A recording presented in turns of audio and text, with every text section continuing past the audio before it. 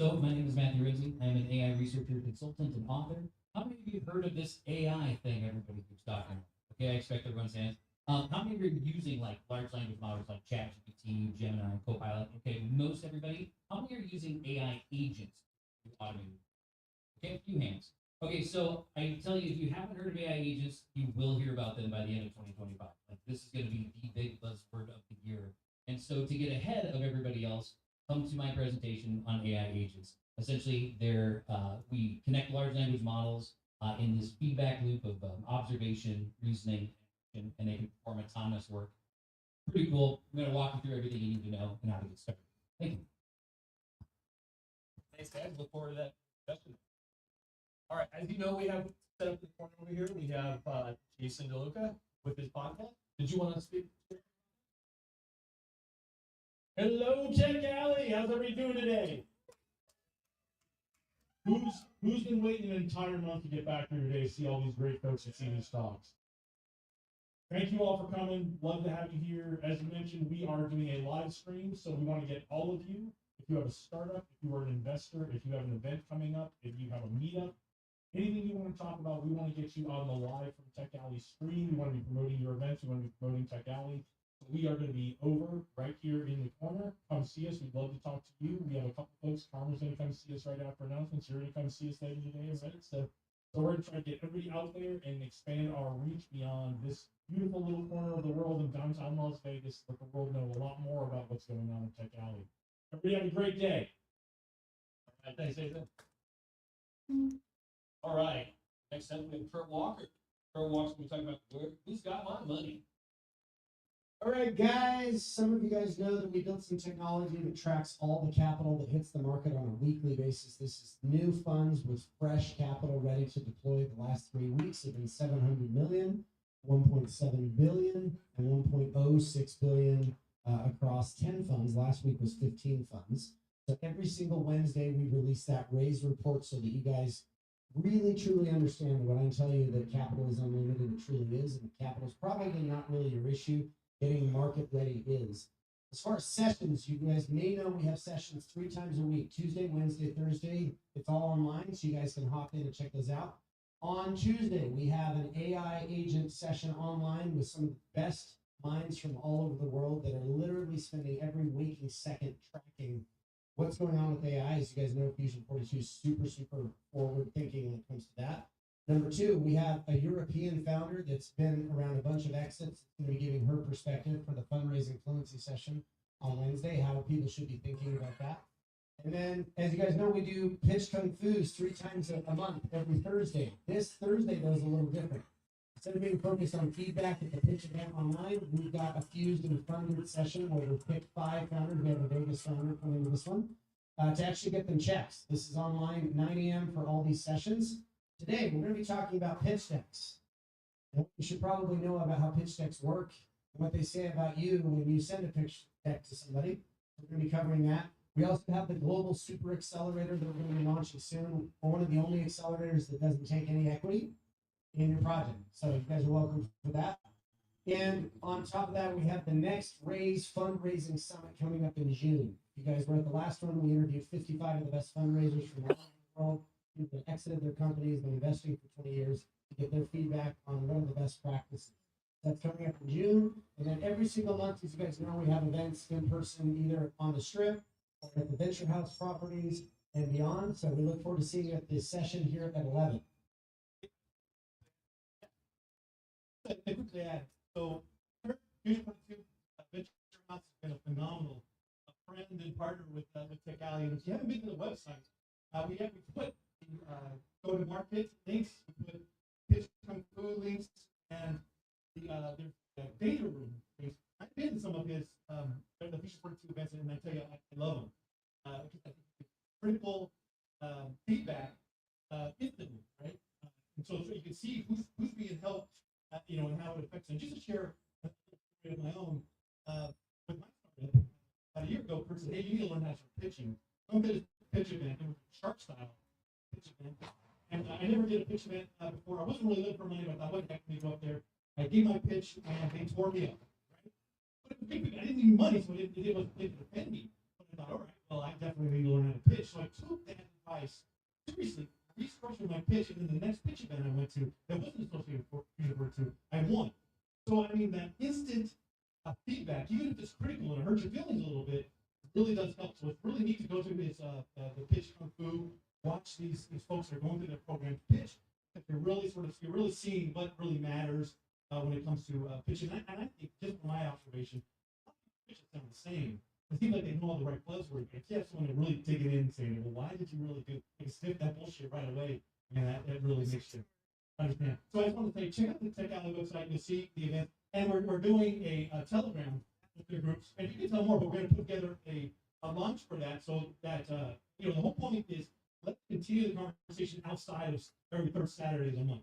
How do we keep that? So go to Tech Alley, we'll see there's now resident experts, and there's folks that are around cybersecurity, fundraising, SEO, where you can reach out to them and talk to them. But Kurt and Fusion 42 has been kind of to put together a Telegram group that is specific for Tech Alley, so you can go up there and ask questions around funding and so on and get immediate feedback. Did you want? So just real quick, the way this works, guys, is many of you guys have asked for many, many months to have a way to connect with each other and to continue to work in between the monthly sessions that are happening here in Vegas and in Henderson. So inside of Telegram, Fusion's got 1,000 founders from all over the world with experts in every topic, whether it's AI, whether it's fundraising and fluency, where we pipe in all the new funds, whether it's GTM, whether it's understanding legal, understanding cap table management, all of these topics. And so what we've created is a Tech Alley channel, and then you can have access to all the other channels so that there can be conversation. So two more things I'll mention. I know that I'm associated as the fundraising guy, but guess what I talk about more than anything else? Go-to-market. You will never get funded. You will never have a successful business if you don't figure out your go-to-market. I'll just say that right now. Whether you fundraise or not, you are definitely in need of building a go-to-market strategy, which means, are you building something the market actually wants and will pay? Bottom line, right? So if you want to go fast, and I mean really fast, and you want to be trained to a very high standard of what business and startups require, that's Fusion 42. Ask around, the standard is very, very high. We're dealing with some of the best funders in the world. We had, for those who want to learn about Saudi Arabia and Dubai, we've had an investor from Saudi that's been kind of debunking some of the myths and the misunderstandings for those in those regions. And we do that from all over the world, whether it's Vietnam, Mexico, like pick a place. So we'll see you guys soon. Cool. Good stuff. All right. Next we have Will Bright. Thank you. Hi, I'm the founder and CEO of Stay Private. Making cars on crash. Got a box that you can put in any car built since 2000, and you've got automatic emergency braking and hands-free cruise. Right now, well, not right now, but the entirety of our existence, we've been based here in Las Vegas. Our office is right across the street.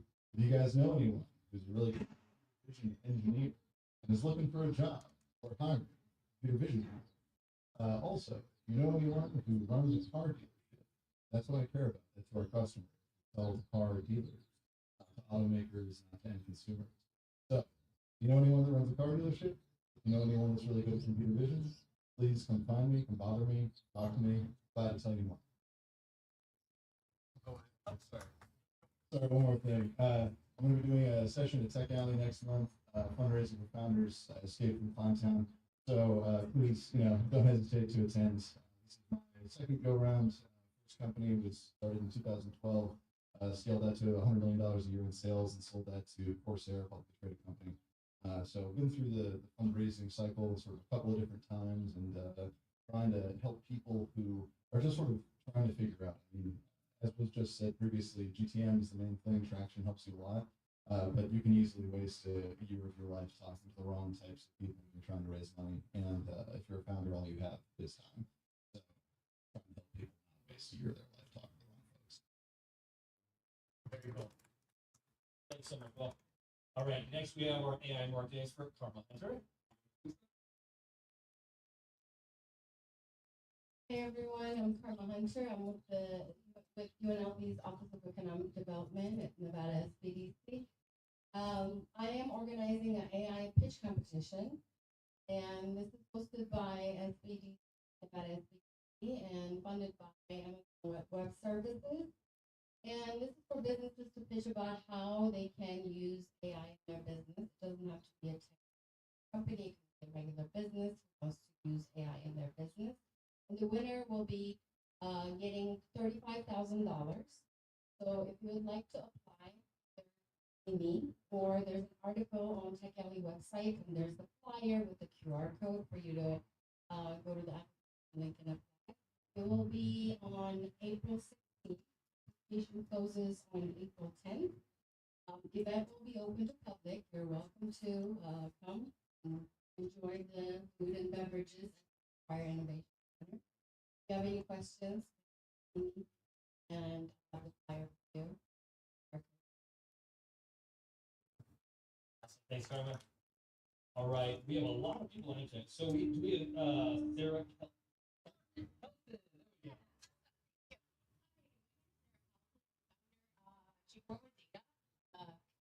Data strategy. And today I'm going to be talking about how it's for okay, so we hear about agents, they're great, but you don't know what data to get or how to get that data. You're not going to be able to do anything. That's why I'm going to talk about how to maximize revenue for product cost, all using. So I hope the all higher. And thank you. Thanks, Sarah. All right, we have a few more to go through. Rachel Gomez. All right, hi, Rachel. Hi, good morning, everyone. Nice to see some familiar faces. My name is Rachel Gomez, and I'm a business advisor with the Small Business Development Center in cooperation with UNLV's Office of Economic Development. Karma and I work together, and I know we presented here together as well. So really our goal is to present to you guys, the startup small business community, our resources through the SBDC. We are primarily funded by the SBA, also in cooperation with UNLV, but we help companies from ideation through startup, that help us navigate through this whole registration permitting process, to to growth mode. We need a business plan. I'm looking for funding, as well as taking a look and making sure that you're ready to deal with your competition, and then some with exit strategy as well. So every time we present at Tech Alley, it's a little bit different. I tend to talk a lot about the early stage and talk about the resources available at SBDC and then through UNLV. So please come and listen. I will be presenting in room 150 today. And today we'll be covering the importance of some essential tools for the startup community, and then specifically for the startup tech community. And that is your business plan, your marketing plan, and your pitch deck. Right? We hear a lot about these pitch competitions, but are you pitch ready?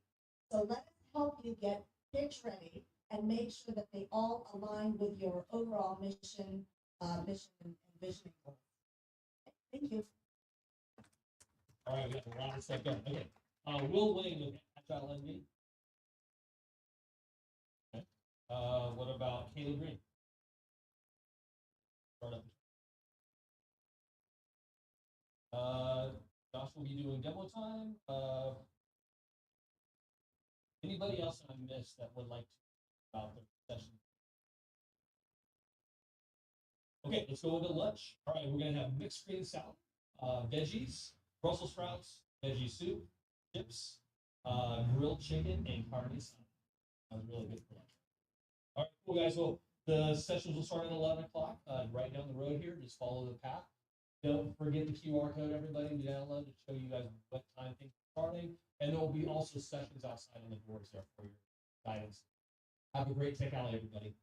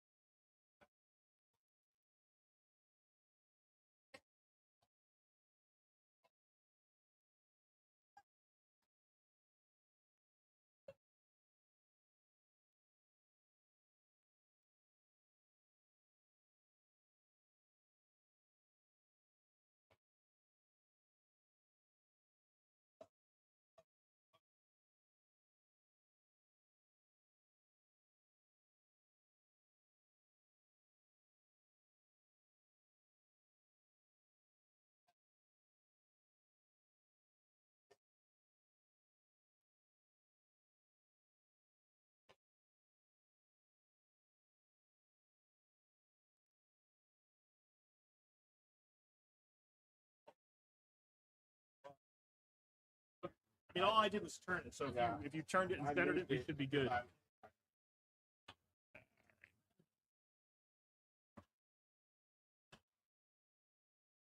That looks about right. Come on over here and sit here.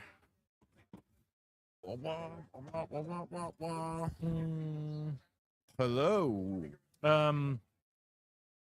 Move it to the left like 1 inch. To my left 1 inch. Okay, come on back and sit down.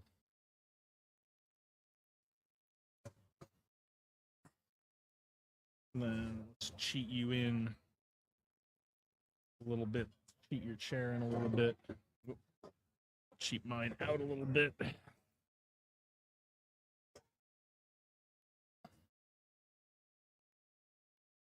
Yeah, and I would say just rotate in a little bit.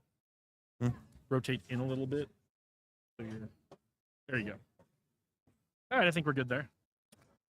All right. Let's take care of a couple things. We'll be right with you, folks. We're going to be doing live from Tech Alley. You guys got to see the announcements. So Little hang in there, baby. The little cat. see A how little we look little on, elevator on hold music that is completely licensed. see how we look on YouTube. The tube of views. There we go. Yeah, we're going. The tube going, of it looks views. good. Check 2, 3, 4, 7, 8, 9.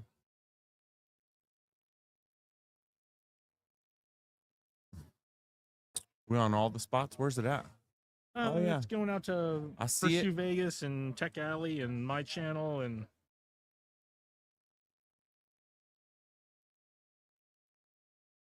sharing it out to a couple people.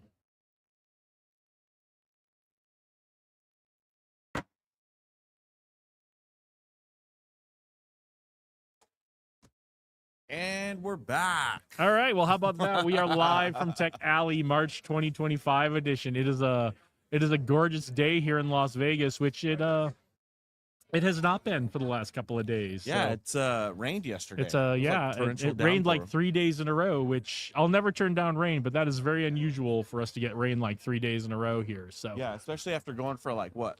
Well, before we had a little Like- rain a couple like weeks ago, and then it was like 250 200 and some days yeah. without rain. So we've had never enough, but we've had a good bit of rain the last couple of days. I've had enough rain for a couple of days. So Yeah. and we've got some sun today. St. Patrick's Day is coming up. You have any St. Patrick's Day plans?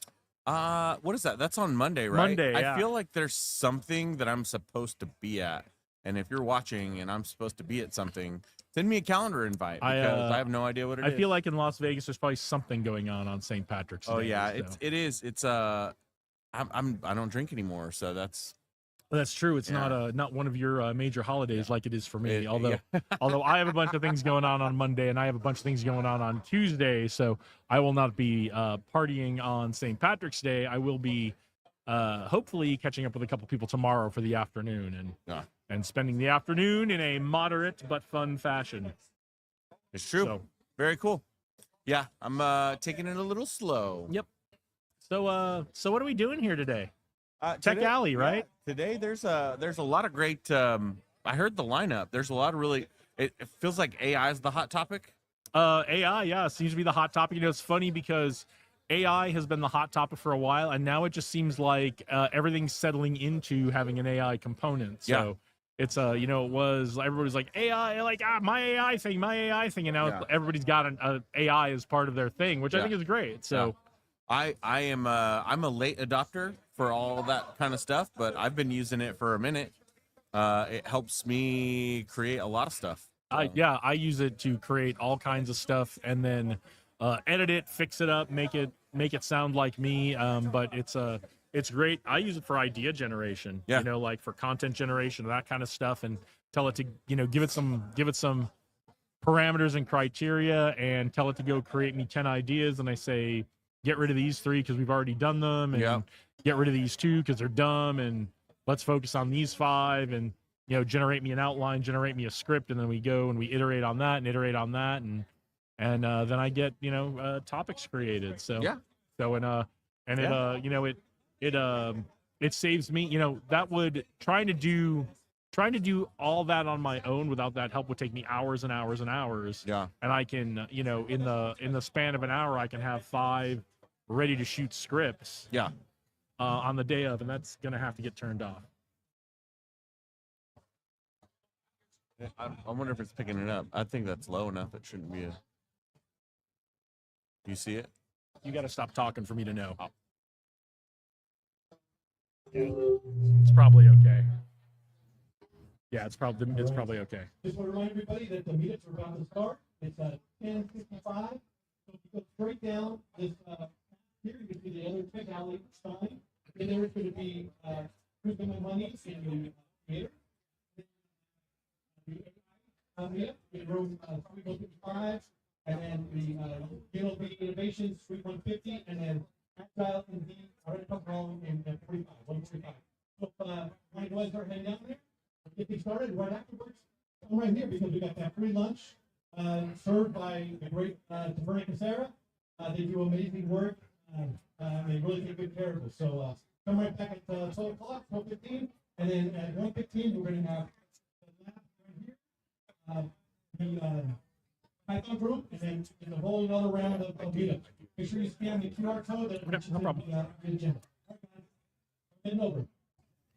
Yep, roll whenever you need. So there's those final announcements to get everybody over to all the different sessions. The first round of talks is getting ready to start in about 5 minutes. I don't think I mentioned where we are. We are in beautiful downtown Las Vegas, the corner of Charleston and Maine, centered around Taverna Costera. There are great sponsors for the Tech Alley event. They're providing water and coffee for everybody who's here today during the networking part. They're going to be providing free lunch for everybody who's an attendee. So if you're in Las Vegas, you're interested in tech, and you want to meet some of the folks here that you may see on the stream today, come on down, get signed in. You got to be signed in to get lunch, but get down here, and we're having a great time. So we've got a few folks I know we're going to try to talk to today, but we've got the morning Kurt doing his Who's Got My Money talk, helping founders figure out not just how to get investors to invest in their companies, but what other sources of funding they can get and how they can set themselves up for traction and things like that. So I think that's always a hot topic. I'm really interested to see, like, we were just talking about the AI stuff, and it's like, I think there's a fine line between enterprise or business solutions and prompting tips. I feel like there's a lot of those companies out there that are like, it's really just prompting. It's like teaching people how to use and leverage it, which I think that's an important service. But I wonder if sometimes, like, the way that people are comparing one AI like tech enterprise solution compared to I think there needs to be a delineation between services and real solutions. Yeah, I haven't run into too much. I know that's out there. I haven't run into too much of that, but there are a lot of folks who are out there basically either teaching people how to do AI prompts or doing AI prompts for them. And if you don't have the time to learn it and put it together yourself, I think it's worth learning, even if you're not perfect at it. And then when you get to the point where your business is blowing up so much you just don't have time for it, then you get some help on it. Yeah, but I was helping one of the clients in the restaurant world, right? And it was like, catering is something. They have 2 stores down in Lubbock, and one of their stores is based on the university. One of their it's based on university, or it's based on like the university down in Lubbock, Texas. And they want to do more catering, but like they'd never really done an outbound catering program. And I just ran them through a quick prompt on how to launch that and how to do it, and it spun up a whole thing that was able to help them get a decent plan together. So some of it's just prompting, but then some of it, I think, where AI is more of a business and solution is anytime it runs like specific automations across editing platforms or anything that has an existing tech platform. So it is interesting to see how people do that.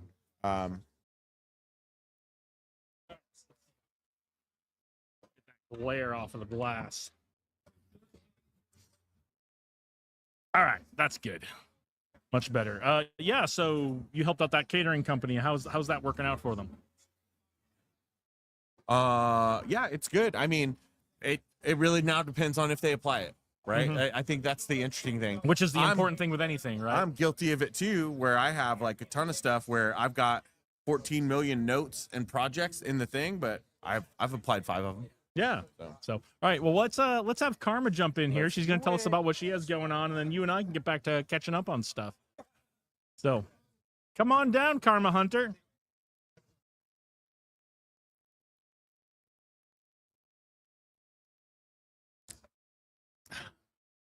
So we've got Karma Hunter. Yes. So tell us who you are, who you're with, and what you're telling us about today. Yes. Hello. I'm Karma Hunter. I'm a marketing strategist. I am with UNLV's Office of Economic Development and Nevada SBDC. I do have my own agency, Karma DNA. However, today I'm here to announce about the AI pitch competition I'm organizing. It is hosted by Nevada SBDC and funded by Amazon Web Services and Predictive. So we're organizing this AI pitch competition. I have been teaching AI in marketing for a while, and we have been doing AI workshops at Nevada SBDC. And these workshops have been really good, and we have so much demand and so great feedback. And now I am building an AI department so that we can support our businesses better. We can give them more resources, certifications, and more support about AI. And one of the initiatives we have is the AI pitch competition. This is for businesses to pitch about how they can use AI in their business. It doesn't have to be a tech or AI business necessarily. It can be any business at any stage, as long as they are using or want to use AI. Winner is going to receive $35,000. So Okay. it's a big deal, definitely. So we want to encourage businesses who are into AI to apply for this pitch competition. Also, if you're not using AI, you want to use AI because you'll be left behind, right? And we want to encourage you to come join our workshops as well. Yeah. So tell us a little bit about let's take a step back. Tell us a little bit Sure. about what SBDC is and what are some of the AI workshops that people can take Sure. through SBDC. Sure.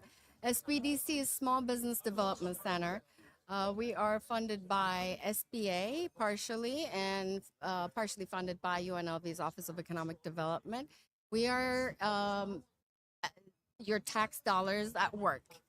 So we are here to support small businesses at no cost. We are business advisors, and we help businesses at any stage from startup to expansion to exit. And we help you with business formation, business plans, funding, operations, marketing, pretty much anything you need help with. And we advise you in order for you to grow. So you can become a client at nevadasbdc.org. We also have lots of different workshops, educational workshops. We have workshops for specific industries. We also have workshops about specific topics like AI, marketing. We have departments, workshops for departments like construction, healthcare. But we have periodic workshops. So we just ended a 5-week series about AI essentials in marketing. And we had raving feedback. We had 142 people sign up. We had to cut it off there because we couldn't afford any more. but Was it in person or online? it was a hybrid Okay. class. It was a hybrid class, but we will be repeating those workshops, Okay. of course, and we'll also expanding on that because we surveyed our students and we wanted to see what else they need so that we can bring in other experts, we can bring in other subjects and be value to our businesses. What were some of the topics in the course outline from the AI and marketing workshop? So there were so many different topics. There was brand strategy. There was, of course, the large language models. There was prompt engineering. There was image generation, video generation. There was social media. There was, of course, content creation. There was automation. There was lead nurturing. A lot of different information about pretty much from the brand strategy all the way to lead nurturing. And then we created a 90-day marketing plan. Okay. And yeah, we had the whole curriculum. So you show people how they can use AI to do those tasks for them in the workshop, Yes. which is really great. So you're going to be running that again, because I think I might like to get in on that one Yes, next please. time. Next time you do it. Definitely, So- definitely, yeah. So that one's coming up again. Do you have any other different kinds of AI and other aspects of business workshops coming up? Oh, we have lots of workshops coming up, yes, and we'll be announcing those soon when we have the schedule up, probably towards the end of April. Okay, very cool. So let's go back to the pitch competition. Yes. So as you said, you don't need to be creating like an AI tech app or tech. You don't need to be like a tech company. What are some examples of things that people are doing in AI that they could be part of this pitch competition? It could be a tool that they are already using and they need more bandwidth. Mhm. It could be something like that, as simple as that. It could be, of course, it could be a different solution as well that they're building.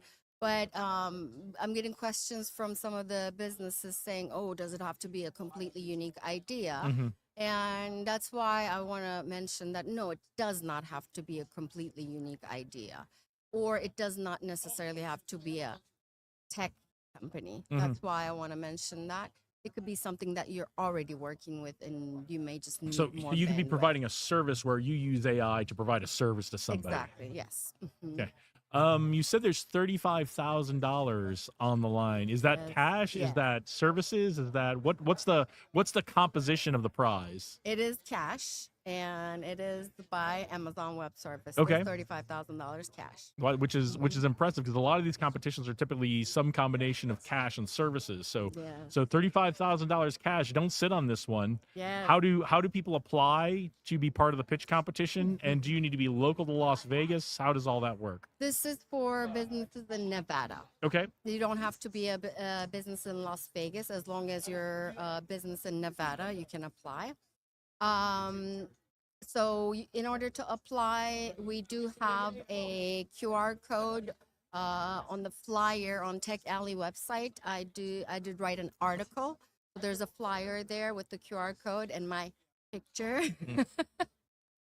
So you'll see the flyer and you can apply through the QR code, or you can connect with me on LinkedIn, Karma Hunter, and I can give you the information. Also, there's a featured post on my LinkedIn with the flyer with the QR code on there, and I can always send you an email with the link. All right, sounds great. Well, before we let you go, give us one tip we can all start using today when it comes to using AI and marketing our businesses. Okay, so this is one thing I always say, right? You don't depend on AI. Make sure to use AI to assist you and to make your job more efficient and to save time. In order to use AI, you need to be an expert in what you do, because if AI hallucinates or gives you some wrong information, you won't know. And in marketing, I always say you need to have your own strategy first and then use AI, train the AI on your strategy, and then use AI. All right, sounds great. Is there anything else you want to tell us about before we let you go? Please apply for the AI pitch competition. And if you don't apply, make sure to attend, and we would love to see you there. All right. Well, thanks very much for joining us today. Everybody get in on that AI pitch competition. Follow the links, apply, and we will see you there. Thank you. All right. Thank you for joining us Thank today. you.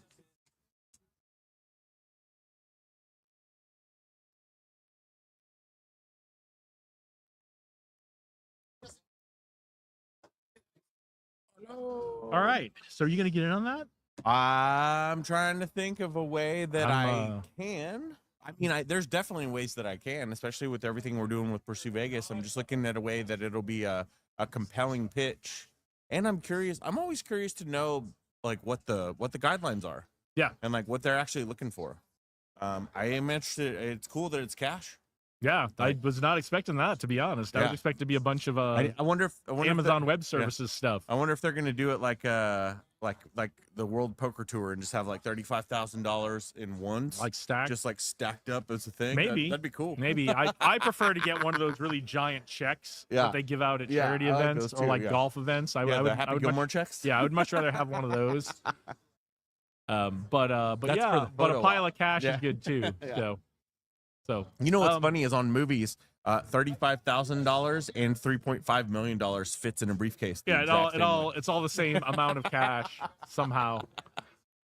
Somehow, have you ever been to like I think it's at like the Treasury in DC where they show you what $1 million in ones looks like? It's like in a big glass, like bulletproof glass case. No, but you haven't been to Binions? I have been to Binions. Okay, Yeah, is that I think that's $1 million, but I don't think it's in Oh, ones. okay. I think it's in thousands. It's like- Maybe I it's forget what it is. It's in hundreds. No, Is it's it- real. Yeah, it's there's in no hundreds. such thing as 1,000, but like it is in It's- hundreds. yeah. Yeah, but it's like Yeah, the big it's- block. That was the first. I think that was the first time I ever came to Vegas. That was the super cheesy thing that Yeah. we did. You got to do the touristy Vegas stuff every now and Yeah. then. So it's What's it's, the last touristy Vegas thing you did? I was just thinking about that. I know I did. What was it? I know I did something recently. And I'm blanking on what I did. I feel like I know I should did do something something. recently. Yeah. That's funny. I don't know. I lost it. I know I did something recently because I'm always on the lookout to do that kind of stuff because I try to take advantage of living here. Right? So Tell us what we should do, and we'll make Yeah. a movie. No, that's cool. Yeah, there's lots of good stuff going on today. So maybe we'll start getting some money generated through here. Yeah, that'd be cool. So you mentioned Pursue Vegas. So tell us what's going on with Pursue Vegas. Pursue Vegas is great. It's I did a very humbling LinkedIn post, an Mhm. article. It's like change is hard, and this goes for all the startups and all the different founders. And like this is just a podcast, right? But like it did take some strategy. It did take some organizing. It took a lot of logistics. a little bit of AI. Yeah, a little bit of AI, but one of those things was like just restarting and getting going, and that can always be a challenge. So getting all of our stuff out from season 1 was great, Mhm. and then now we've got stuff from season 2 starting to roll out Yeah. here this next week, So- especially in time for Pizza Expo. So yeah, and season 1 is out. Audio and the videos are out yeah, now, right? all the YouTubes are up for that, so go stop by at Pursue Vegas on some on of you may be YouTube. watching this on the Pursue Vegas You channel might right now. be. Oh, we got some people watching. Yeah, we got some folks watching. So Good deal. so yeah, check out if you're not watching this on the Pursue Vegas channel and you don't know about it, go check out the Pursue Yep. Vegas channel. And then the audio is out for some of the season 2 stuff, right? No, that's all going to roll out. Okay. We had some final details to run through, a couple little editing spliffs, and then I think what we're going to end up doing is putting a lot of that out like ahead of the video, and then the clips and all that stuff will start coming out. Mm-hmm. Yeah, very It's cool. really just to keep moving. Very that's, cool. That's the most important thing in any venture, right? It's just like don't go stagnant. Yeah, keep Don't get moving. stuck. Keep moving. And Slow, go smooth as go fast. check out that season 2 of Pursue Vegas because Yeah. I'm on it. So. You are. So that'll be out very soon, I hope. Yep. What else is going on? So it's a nice day down here today. Yeah. I'm excited about Yeah, I think there's a lot of positive things going on.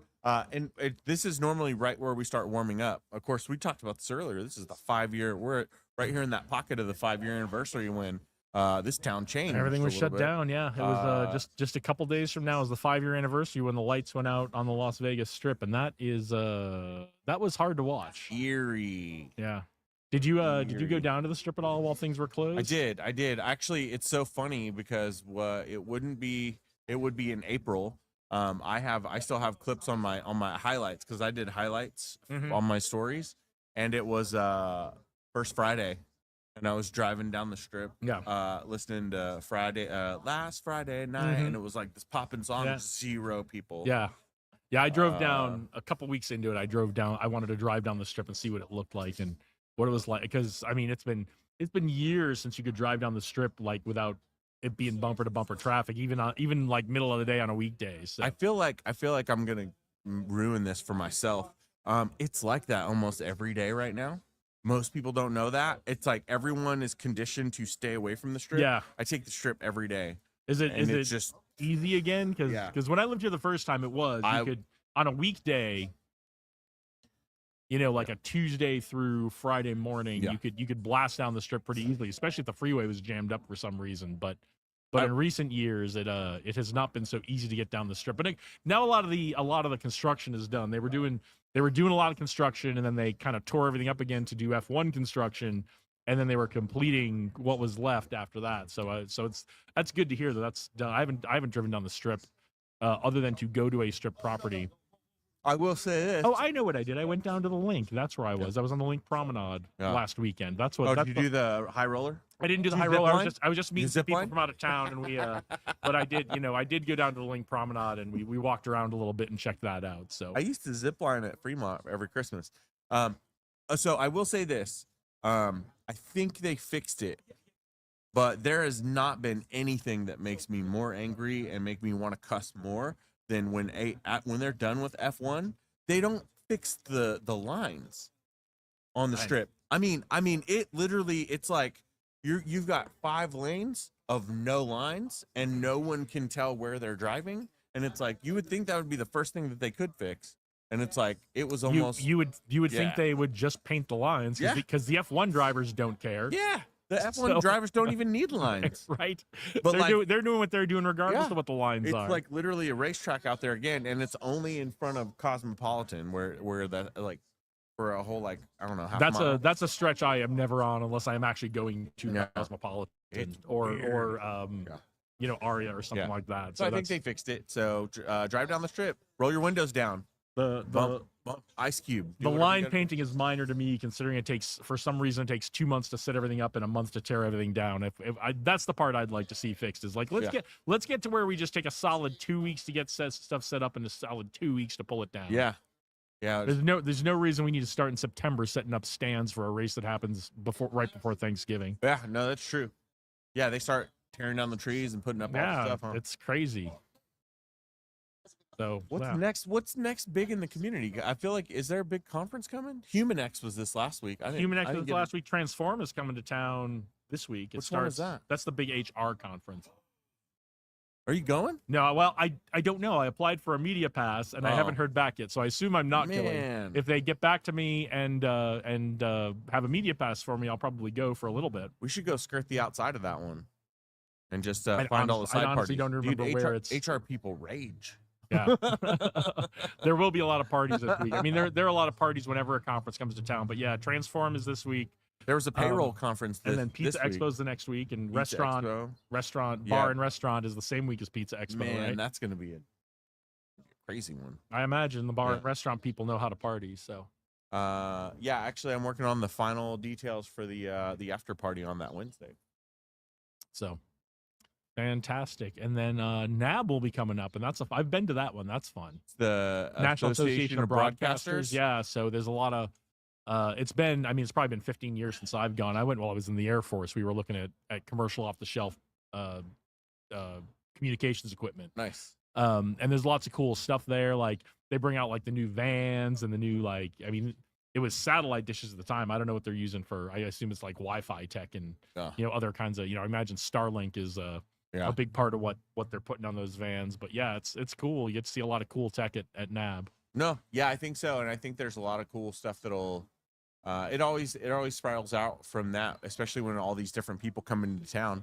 I think that's going to be, well, as we get later into this year, I don't know what's going to happen now when they're doing all the different sports stuff. Because is a baseball team coming or not? It's coming, but not till 2028. So they are. I don't even know what their official name is. They are what used to be the Oakland Athletics are now going to be playing in Sacramento. Oh, I believe it's Sacramento for the next 3 years while their Well, stadium gets built on the site of the former Tropicana property. Yeah. Tropicana Hotel here in Las Vegas. So what would be a that's cool ready name? to start in June. They're Yeah. going to be doing, I think they're doing groundbreaking in April, and then work is really going to start in earnest on the new stadium in June, I think. So for the, 2025? 2025, 2026, 2027 seasons, they're going to be playing out of Sacramento. They have a deal. Las Vegas Convention and Visitors Authority. They have a deal with the Athletics. They're going to have like the Las Vegas logo patch on the sleeves of their uniforms for the next 3 years, Okay. so people know that they're a Coming. Las Vegas team, even though they're not playing in Las Vegas. Interesting. But I don't know if they're going to be officially known as the Las Vegas Athletics yet. I just don't know that. I'm not saying that they aren't. I just don't know. I wasn't really a like baseball person. I just like when I did first collect baseball cards, it was like the 1989 Topps, and it was like Ricky Henderson. Yeah. That's all I remember is Mhm. like Ricky Henderson, and like that's it. Well, I remember when I was a Jose little Canseco. kid, I would go like the packs of baseball cards with the gum and that Yeah, kind of stuff, yeah. and you'd go through them and you'd trade them and stuff, and then Yeah. probably about the time I was like in middle school, people got out of the game of like buying the little packs, and they Yeah. would just go buy the whole The set. whole set. I Yeah. was like, this is not fun for me anymore. Yeah, so- and it's like expensive that way. But it seemed like it was expensive. It was probably cheaper. Well, to I'm do sure that it was way. expensive. Yeah. I don't know what that whole set cost. It couldn't have been cheap, but Yeah. it was I mean you had all the cards you wanted. There was no more, people who were serious about it were just buying the whole set and holding on to the cards they wanted. Right. So, What would be a cool name for the baseball team? I don't know. I mean, I like that they're keeping the name Athletics just because it Oh, goes they back like 100 years. Yeah, Oh, that makes sense. I don't think they're planning on changing it. Oh, The Raiders didn't change their name when they came. So maybe they should have. I'm just No. kidding. Sorry, I Raiders. think the Raiders have other things to worry about besides their name right now. But new coach, new quarterback. We'll see what this season brings. So, Yeah. so there's lots of reason to be optimistic about the Raiders this year. No, So- that's true. Well, and it's always good for the community. So whatever brings Yep. the people. Yep, and it certainly does. The sports have done a great job bringing stuff to Las Vegas. Everyone loves to come to Vegas to see their team play, Yeah. the Vegas team. So it's hard to get a ticket if you're local, but it's great. It's been great for business here in Las Vegas and tourism. So No, I agree. And that's the ever evolving ecosystem, right? I mean, we're always changing it up a little bit. Some new players Yep. roll into town, metaphorically and literally speaking. So those are the new yeah, players that'll be in so town. that's what's going on with the sports. So yeah, that's what's going on with the A's. That's the plan. We'll see how stadium construction goes, but there's no reason to think that won't go on time because the Raiders Stadium, even through some hiccups, opened on time. So Mm-hmm. I heard something very interesting, and I don't remember who I was talking to about this. I don't even know where it was, but it was that whole like lot there, Tropicana. Yeah, I think the monorail was actually supposed to go all the way to the airport. At one and point. originally, so that was the original vision. Oh, okay. Right, it was supposed to go downtown too. Right, when they were originally pitching it, like, wouldn't it be great if we had this monorail? Because way back in the 90s and the early 2000s, there were all these little monorails. There was one that ran from like MGM up to Sahara. Uh-huh. Was it even Sahara? No, it wasn't Sahara. It was like MGM up to Bally's. Okay. So MGM Grand to Bally's. And then there's the ones that are still kind of there that ran from Mandalay Bay to Luxor to Excalibur, Yep. and the one that ran from That what's was the now mini Park MGM, which used to be the Monte Carlo, all the way down to Bellagio. Ah, So there were all these individual monorails that ran along the backside of the strip. And then in the early 2000s, they came up with this idea for the Las Vegas monorail. And the idea was, you could fly into the airport, you jump in the monorail, they and take then you get all to the way your get to downtown. at least get to the east side of the strip. Yeah. And to the convention center. And to the all that convention stuff. center and to downtown. That was all part of the original, like when they were first talking about those original vision. And then the strip hotel owners didn't want anybody leaving the strip to go to downtown, so that leg got kind of shelved for a later date. And then the cab companies didn't want competition from the monorail for people taking cabs from the airport, so that leg of the monorail got shelved. Yeah. So now the monorail. So the monorail really did suffer from ridership. They also had a bunch of technical problems in the early days. They had like axles falling out of the wheels. That was probably the mafia. Maybe. just kidding. So the first, but Just yeah, kidding.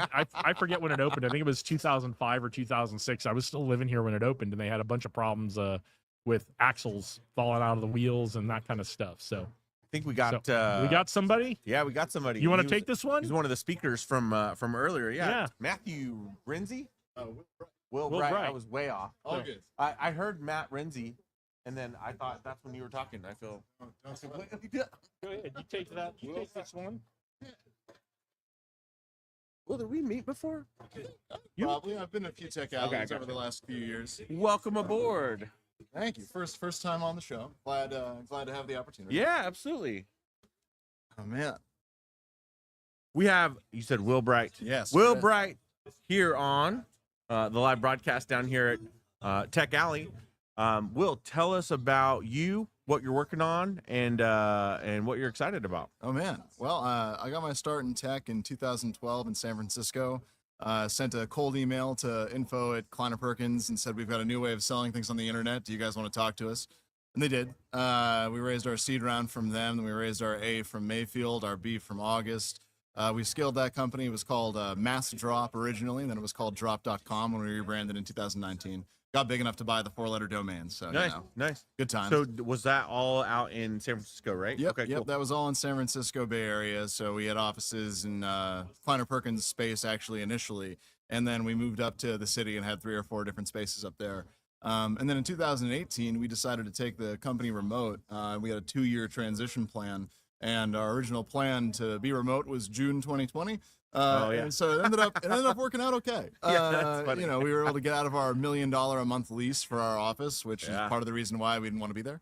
Yeah. It's sort of silly. I mean, we were sitting around, me and my co-founders, like, we spend $1 million a month for this office where we have 100-some people, and all we do all day is call other places. Yeah. We don't actually do any business in the city of San Francisco. So like, what are we doing here? Yeah.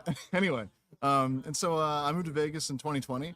And then in 2022, we were in the process of selling the company. And one of my best friends, my VP of business development, we worked together every day, 12 hours a day for like 10 years. He was hit and killed crossing the road right near his house in Danville, California. And at the time, I was driving a 2016 Tesla. And so I was pretty confused because my car from 2016 had technology to stop it from hitting people. Yeah. And the car that hit my friend was a 2020 F-150. And that didn't have any of the technology. And I didn't really understand how that was possible because it's a much newer car. Started digging into it and find that, yeah, in fact, road deaths are up 30% over the last decade. There's like 7 million hospitalizations a year from car accidents, and that's increased from 5 million a decade ago. And yeah, the technology to solve this problem has been available. It's just not in the cars. And so that's when I started SafeRide. It's basically a box that we can put into any car built since 2000 and give it advanced features that stop you from hitting people and also make it more convenient to drive. The core of it is the automatic emergency braking. So if a person walks out in front of your car, it'll see them with the cameras and apply the brake to stop. But the second set of features is around hands-free cruise. So like Tesla calls it autopilot, which is sort of a bad misguiding name. Yeah. Cadillac calls it super cruise, which I think is a better name. But the point is that you can take your hands off the wheel, your feet off the pedals, and it'll maintain position in the center of the lane, keep you at a safe distance relative to other cars. Works on highways and surface roads. We stop at red lights. We stop at stop signs. This is not autonomy. We don't navigate from one point to one point.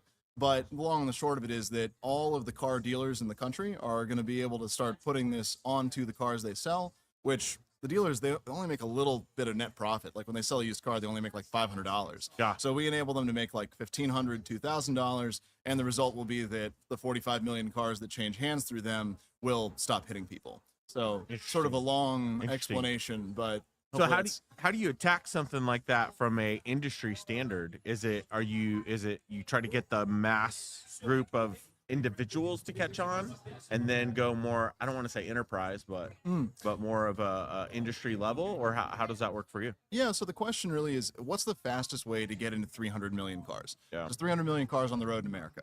My last company, like I said, we did $100 million a year in sales direct to consumer. So I know the game of marketing to people directly. If you want to market to 300 million people, you're going to have to spend about $1.7 billion in advertising fees. So that's not super feasible, right?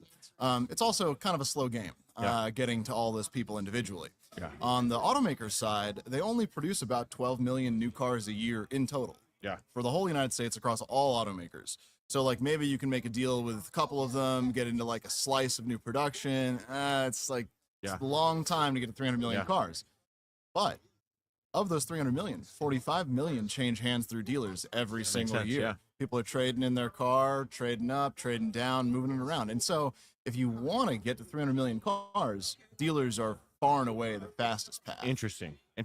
So what's your approach to help educate them with what you guys are doing? I mean, obviously you have all the data there. Oh yeah. Yeah. No, there's lots of great data that helps us. Another thing that helps us a lot is automakers marketing these features. So almost every TV ad nowadays for a new car shows something like this happening. Yeah. The problem comes when you go to the dealership and you say, hey, I saw this ad for these features. I want to buy that kind of car. And then the dealership says to you, well, we've got a $90,000 Cadillac that has that and nothing else. Yeah. And you're like, oh, well, I've got $35,000 like every other American to Yeah. buy a car with. And Yeah. you're like, well, tough cookies. Yeah. And that's sad for the dealer because customer just showed up, says they want something, and you can't give it to them, right? Yeah. So we just make it possible for the dealer to say, yeah, you can have those features on any car in the lot. You want a Ram 1500 with those features? No problem. You want a Toyota Prius with those features? Easy. Takes 5 minutes to install it, requires no permanent modification to the vehicle. So as a result, it's sort of solving a problem that the dealer has right now, which is the inability to sell these features Yeah. when people want them. So it sounds so simple, right? I mean, it sounds so simple. Trust me, It it's sounds plenty of- like it would be a checklist of things that they could go through at the end, just like, do you want to get your windows tinted? Do you want to get this? And it just becomes that Yeah, checklist exactly. item. On the dealer side, there's basically two philosophies. Some dealerships do a preload. So they basically take inventory, they put technology into that inventory, and then they sell it already packaged. The other side of it is like in the F&I office at the end of the transaction, just like you're talking about with Yeah. the floor mats, the window tints. And the real kicker is that when they sell those floor mats or window tints, they make like maybe $100 extra Yeah. profit, versus with this, they can make like $1,000 extra profit. So for the person who's doing the selling, they're always paid on commission, that guy in the back office. And so there is nothing better for them to sell from a commission point of view. And there is nothing that provides more utility to a car than what we're Yeah. currently selling. So a lot of pain and suffering to get to the point of like, oh, we can Yeah. say this so simply and it's so easy. Yeah. But yeah, we've been doing this since 2022 and we're shipping out our first units this fall. So Okay. Do you feel like it's easier to, or what's the hardest thing to educate the dealerships on? Is it, are they like arms up? Because I feel like dealerships, it's so funny because they're so quick to sell. Oh yeah. But they're like, sometimes they're the hardest to be sold to, unless it's going like, I mean, is this more a talk to like revenue for them, or is it more a talk to like real safety and helping people out? Or what do you think is the thing that scratches their itch the most? Yeah, I would say the biggest challenge with dealers is that they're so frequently being approached by people selling them garbage. Yeah. No, like we don't care about the third floor mat vendor. Yeah. Like, oh, your engine oil formulation has Yeah. some slight, like, no, it doesn't. So like, stop calling me. So the big challenge is breaking through that kind of wheat from the chaff filtering barrier that all of them have. But once we do, it's pretty much 100% conversion rate. I mean, Cool. we triple their profit on every used car they sell. We almost double their profit on every new car they sell. So the revenue side of it's covered right off the bat. Yeah. The second piece is that the dealerships that we focus on are the family-owned dealer networks that operate between like 10 and 100 locations. Okay. And these people, I mean, like in Vegas, the example would be like Findlay. Yeah. They really actually care about the community by and large, because for the dealership, it's kind of this like catch and release thing. Like that person that's buying a car from you today, they're going to be back in 3 or 4 Yeah. years trading in that car for another Yeah. car. And you want to make sure that they're coming back and Yeah. they weren't in a horrific accident in the car that you sold them. So there's an innate sort of caring about it there.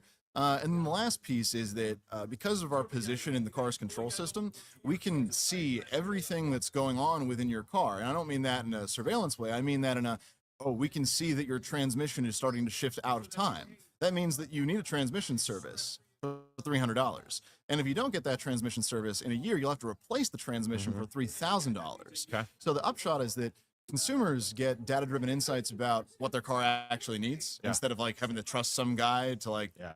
tell you he wants your money. And the dealerships get service referrals from us. So when they sell a car that has Safe Ride in it and it says, hey, you need that transmission service, you really ought to go back to that dealership. Nice. And that's where they make about Nice. 70% of their profit is in service. Yeah. So, That makes sense. and they lose like 80% of people. A lot of people buy a car at the dealership and then they start going to repair shops because they think it's going to be cheaper. The reality is that there's like a 5% difference in a repair shop cost versus a dealer. And so it's just a question of getting those people to come back in and actually get their car serviced with them. Yeah. Wow. So when you look at, so when you were in San Francisco, you realized you were in this location calling all these other places. What's your strategy now? You're doing a lot of business here in Vegas? You're doing like business in all these other markets, or what's next, I guess, for the market traction? Yeah, I mean, really, it's just expanding the dealer networks that we're working with. Right now, we're working with large dealer networks in Georgia and Texas, just because that's who we were able to get introduced to and sort of make our way to separating that filtering part. I'd love to work with Findlay and other dealership groups here in Nevada. That would be fantastic. We've got traction with dealer networks in Arizona and some in Southern California as well. It also is worth noting that all the people who I've accepted money from for investment up until this point are all associated with dealer networks as well. So it's kind of this combination of very focused on getting into more dealers, and a dealer network in Virginia and a dealer network in Nevada, by and large, they operate pretty much the same. Yeah. Individual variation, sure, but all this is to say is that there's plenty of calling and visiting other places that we got to do, but that's just what happens when you've got 2,000 dealer networks that cover the entire U.S. Sure. So. I'm curious. I come from a background of a lot of cause marketing because of the nonprofit stuff that I do with different veteran organizations. Is that a track for you guys? I mean, obviously, there's a very personal story as to where this technology came from and what happened there. And it's amazing. Some of the stuff in Las Vegas tragedies of car wrecks and drunk driving and different things like that that have created a lot of change in the community. Is that a path that you guys look at, or is there any kind of awareness that you guys raise through cause marketing strategies like Mothers Against Drunk Driving or anything like that? I mean, that would be a great angle for us for sure, like a great sort of muscle to flex. It's just not really a muscle that I have. Sure. Like, that is to say that, I just don't have any experience in that area. So it's like a complete new area for me. Yeah. Definitely interesting for us. Yeah.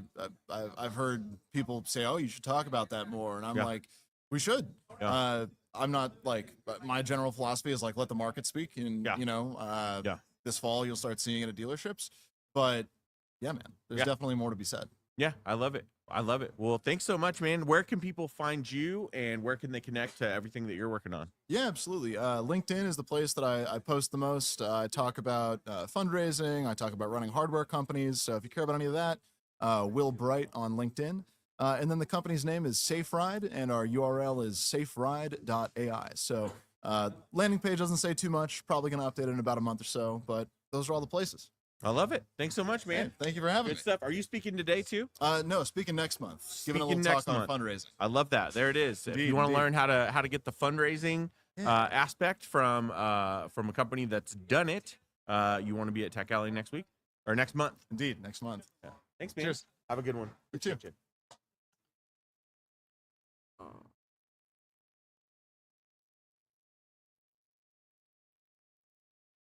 What up? You want to swap or? Yeah, we're fine. This is Sweet. okay. Let's see how this looks. Yeah, there we go. It's all right. Sweet. It's all right. So, all right. What did I miss?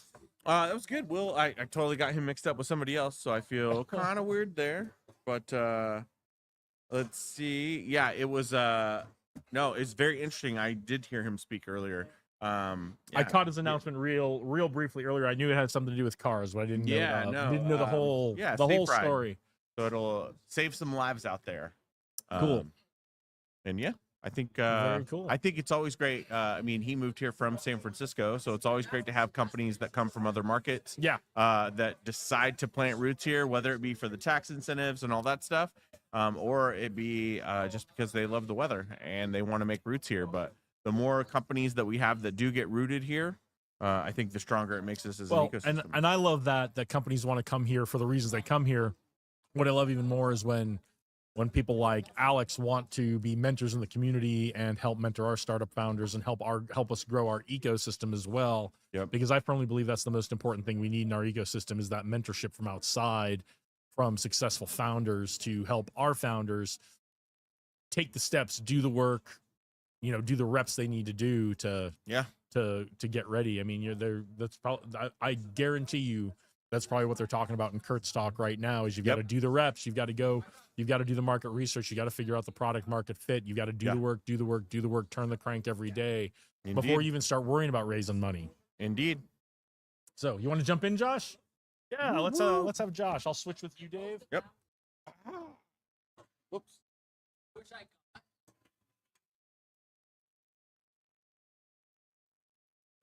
There you are, sir. Pull this in a little closer. Well, how's it going? Good to see you, man. Good. We got the live stream up and running. I was happy we could catch the announcements this morning because it's always nice to hear what everybody has to say themselves rather than me just reading off a list of things of what's happening every week. So Yeah. I was happy we got set up in time to catch those announcements. And next time I think we'll get set up with a second camera so we can catch it from the front instead of the back this time. Yeah, I love hearing what everybody's doing, right? And I think what's like really cool is we had the gentleman speaking, Will. Mm-hmm. He had a startup that does a box for cars that makes them into smart cars. Yeah. Or self-driving cars. And he's right across the street. Oh, So- he's right so- here. So he's right here in Art Square Okay, cool. in that garden area. Yeah. And so what's exciting to me is that is you remember 4 years ago when we came here, there was nothing. Yeah. Here. And now there's so many startups in this location. Yeah, it's been really great to see. We're kind of developing a critical mass here in the ecosystem. Mhm. And we were actually just talking about before you jumped on. There are folks like Will who are coming to town, and they're coming to town for the reasons they're coming to town. But they're also saying, "I want to be connected to the tech ecosystem." Yep. In the past, we've had companies come here and want to do their own thing. Yeah. And now people are starting to jump in and say, "I want to give back a little bit. I want to help out the ecosystem. I want to mentor founders. Mhm. I want to share what I know with the ecosystem, like they do in the Bay Area." And that's one of the things I think we've been missing. And Tech Alley is a huge part of getting that going over the last few years. And that's what I wanted. So 2023, we Las Vegas was ranked the top pre-IPO startup Mhm. community in the country. Mm-hmm. Basically that second tier. Yeah. Right. So it wasn't the Bay Area or LA Right. and New York, but it was Of the second tier cities, we were number what? right. So what's that one in Texas that's really big? Austin. Yep. Right. So we went from the 8th to the 1st Mhm. in like a year. Yeah. And people were patting themselves on the back saying we did it, right? And I of course, great marketing. Let's promote Mhm. that. But the reality was, if you read the report, there's a lot of transports coming into Right. Las Vegas. And they did mention like Tech Alley, this free flow of information, which was Mhm. really exciting to see too. But the reality is, it's because all these startups are coming. Right. They here. were getting funded and they were moving here. Oh, boy. And they were kind of doing their own thing. And that's changed a little bit because of what you started with Tech Alley. And that's what I said is, this is great, but let's see it for what it is. We're not creating these unicorns or these big Mhm. startups organically here. These are transports. So if we don't take advantage of the knowledge that these people are bringing Yep. here, and California, when they smartens up and says, "Hey, startups, we're sorry, we made a mistake. Yeah. we're not going to be a pain in your ass anymore. Mhm. Come on back." And that day is going to come. Oh, but boy. I think we'll hold on to Yeah. just because how great it is to live in Las Vegas. I think we'll hold on to a lot of I startups. think they'll stay here. But I was going to say, if we didn't capture that knowledge while they're here and they left, then we're in a lot of yeah, trouble. we made a huge mistake if we didn't do that. Oh boy! so. So we need to have an opportunity we need to have that communities where people exchange And- knowledge and create a culture of give first And I'm seeing it. I'm Yeah, yeah, me seeing too. new faces at Tech Alley. Yeah. And they're not just the folks who are just kind of curious or maybe thinking about starting something. They're folks who are like Alex. He's on his second startup. He's an exited founder. yeah. And those are the kinds of folks we really need to mentor us. So I would love to be a negative founder. yeah, One of these days. well, right? one of these days, right? You're going through some pitching right now, right? So in Tagley, that's a huge experience for me and Zach, our co-founder. We went national. That was our whole entire effort. Was last year we secured the technology. We knew it worked. We were making money, and we said, all right, we're ready to go across the United States, scale this thing. Yep. And Zach put together a remarkable marketing strategy, and that paid off 10 minutes after we initiated it. Yep. And we got so busy that it actually pulled Zach and I into the operations of the organization. 'Cause, Yep. you know, we're a platform. Right. We're not a service. And but we are being brought into the service side. So we're doing manufacturing and we're doing prototyping and running projects. Yep. And talking to customers. And we knew that, hey, if we're talking to customers, we're losing money. You're not taking advantage of what your platform is set up to platform be, right? is. So explain to everybody who may not know it what Intagli is. So what Intagli is, it's a platform that connects people that need 3D printing to those in the community that have 3D printers. So it's like a rideshare does, riders and drivers. We do the same thing with 3D printing, but the advantage there is that one, we can get product out really fast. So it's not like we have assets or like a 3D printing farm that that the machines are being used and there's a point where we're at capacity. You're taking advantage of the downtime that people who own 3D printers we can have. grow like and you can take infinitely. advantage of that anywhere. Oh boy, anywhere, right? And so it's great for things like one-offs, right? And it's great for just-in-time manufacturing because one, there's no startup cost for it. I don't have to say, all right, we got to retrofit a manufacturing assembly, whatever. We can just knock it off right away. And two, if it's a product 1,000 that you say I need by next week, we can spread that across a network of operators and spit it out. Yeah, really if fast. you've got a company who loses a vendor who's making a plastic part for them, and they can find a dozen folks with 3D printers in their own community and get that run get those parts they need. That's right. Just in time, right? Yeah, oh boy. And so for the startup especially, they love it because we can do drop shipping. So we can get their product manufactured and then shipped out to wherever they need it to go, if it's to them or in some instances, there's a storefront and they send the product to us and we send it to their customer. Prototyping have you had to include the shipping piece as part of your platform, or do you connect with another platform to do the shipping and the labels and all that kind of stuff? We connect with another. We connect with Shipio. Okay, that's kind of what I figured. Is you probably connected with somebody else, which is great. Yeah, it makes it really simple. Originally, well, it keeps your platform clean. Originally, in our mind, we were going to deliver, so our operators were going to print and then deliver it because we had operators in every area, right? So if you're in Houston, we had an operator in Houston that would take care of it. Now for the libraries, we do that because we do the 3D printing for libraries. So the operator will actually drive it to the library, drop it off, and then I delivered it, and then they get compensated for that delivery. But we've learned that for B2C customers that it's just easier to ship it. Yeah, it makes perfect sense. I want to break that because our biggest issue is that shipping, because we lose control of the product. And it's been a couple times where during that shipping it got lost, or it didn't get there on time. And the customer calls us up or sends a request for us. Now we have to deal with it. Right. Again, anything that takes our time takes it away from what you need to be doing. Right, so. right. If something takes our time, we're no longer scalable. That's how we say it, right? Right. And so I look at it and go, I want to disrupt the whole entire supply chain. Okay. I would rather, with our model, I want to have operators, and we do. We have like 400 operators on a wait list. I want operators in so many different areas that I can say, I'm in Buffalo, New York. I order something. I have someone in Buffalo, New York that will deliver it to you directly. So almost like you would have a series of folks who are on call like Amazon kind of does when they need something delivered. Or we'll right? come up with something. We'll come up with something creative on how that works. And we have some ideas brewing through our head, but I'm like, we are in a position to disrupt that because the hardest part is that fulfillment issue when it comes to small businesses, right? Especially when you're trying to move product. That's why you see especially people when it's urgent, right? Yeah, that's why you see people move to Kansas or a place where there's these distribution hubs. But why can't we just have a distributed distribution? We can. Yeah, I think you totally that's how can. we're designed. So I envision that way. Yeah, I love what Amazon does, and that's I think it's remarkable they can get me my order to the same day, right?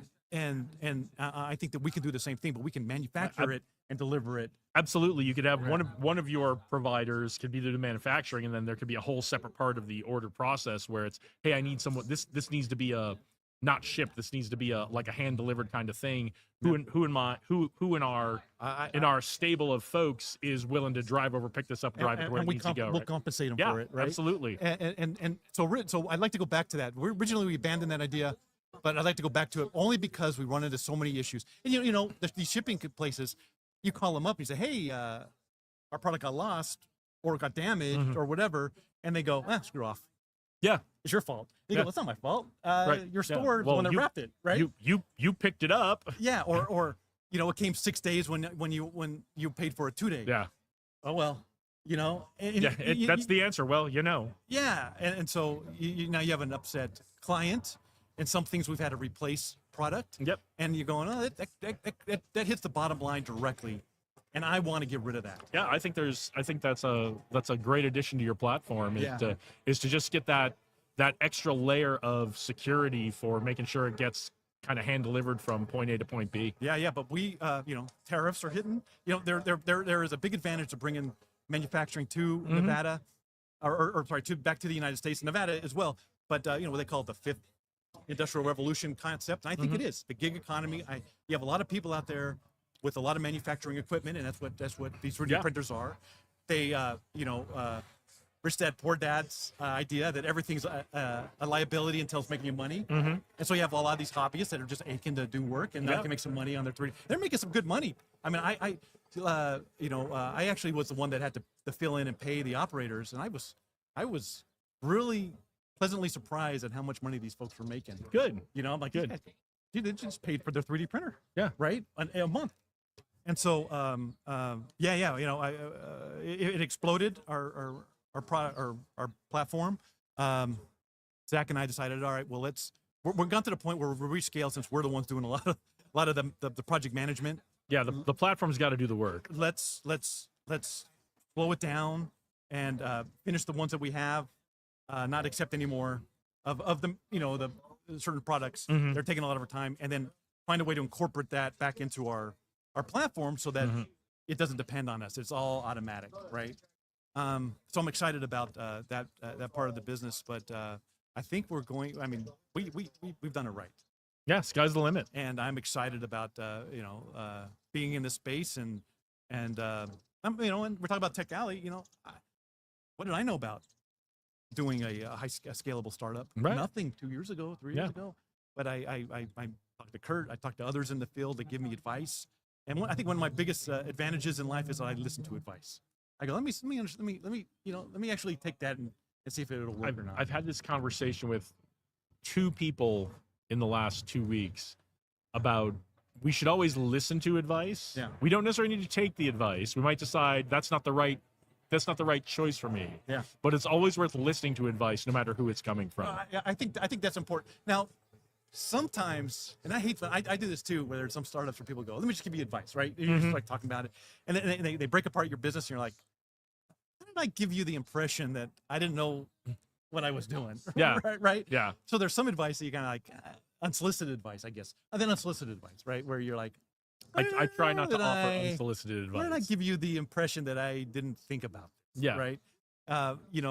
But I do seek out advice by some folks that have done this stuff, and I definitely try to use it to whatever advantage. But I think it's in the right place. I'm excited about it. So maybe, who knows? Maybe I will be exiting in the next few years. I hope so. I mean, how many users do you have now for Intagly? How many operators do we have? Yeah. Active, maybe 15 on the waiting list. Like I said, 400. Now Those are your operators. Those are operators. How many customers do you have who've worked with them? Oh, geez, I don't have a count. Yeah. Yeah. So too big to count, right? So yeah, I mean, thousands. Yeah. I can imagine, because there are some recurring customers, but a lot of them are new customers that are coming in. They just need something once, right? Yeah. And yeah. So for libraries, you'll see a recurring customers, but the B2C is, that's people that need something one-off. How are your operators finding you, or how are you finding operators? So the libraries were a big help, right? They were that good container relationship that not only brought in orders, but also introduced people to this, and they thought, hey, I want to be part of it. And we have it right there on our website, right? It says, hey, here's how you do it. By the way, if you want to be an operator, here's how you be an operator. Okay. But there was something, Zach was doing something where he was promoting, Intagly through social media and YouTube videos. And one day he called me up and he goes, we just got 200 operators signed up. And we're getting like 20 every 10 minutes, And they're all over the country. all over the country. Yeah. And we went, what happened? He goes, I think one of the videos hit somewhere. Nice. And I don't know if we ever tracked down which one that it was, but that's where we said, all right, we need to create a waiting list Mm-hmm. and capture who these folks are, and then grab, because the last thing we want to do is bring a bunch of operators into either the platform and then not give them any work, because then they're going to delete the app and they'll never get it Right. again. Mm-hmm. So we have a goal which says every operator gets at least 10 orders a month. Okay. And so our focus is on that. Is like, we need to get the operators work. Mm-hmm. And by nature, we'll come up with ways to bring more people into that. Now, and on the platform, do the customers choose the operator they work with, or they put in their order, and then it's kind of like Uber, that it tells you who your driver is going to be and when they're going to get there? Yeah, I don't even think we tell them who the operator is. We don't tell them You, who the you operator just tell is. them their order's been Their accepted. order's been accepted. Okay. And then at the end, the customer can rank, They can rate them. They can give them a right, okay. right. And then we see the rankings, and if there has been anything that is lower than a 3 or whatever, then we investigate. We'll investigate every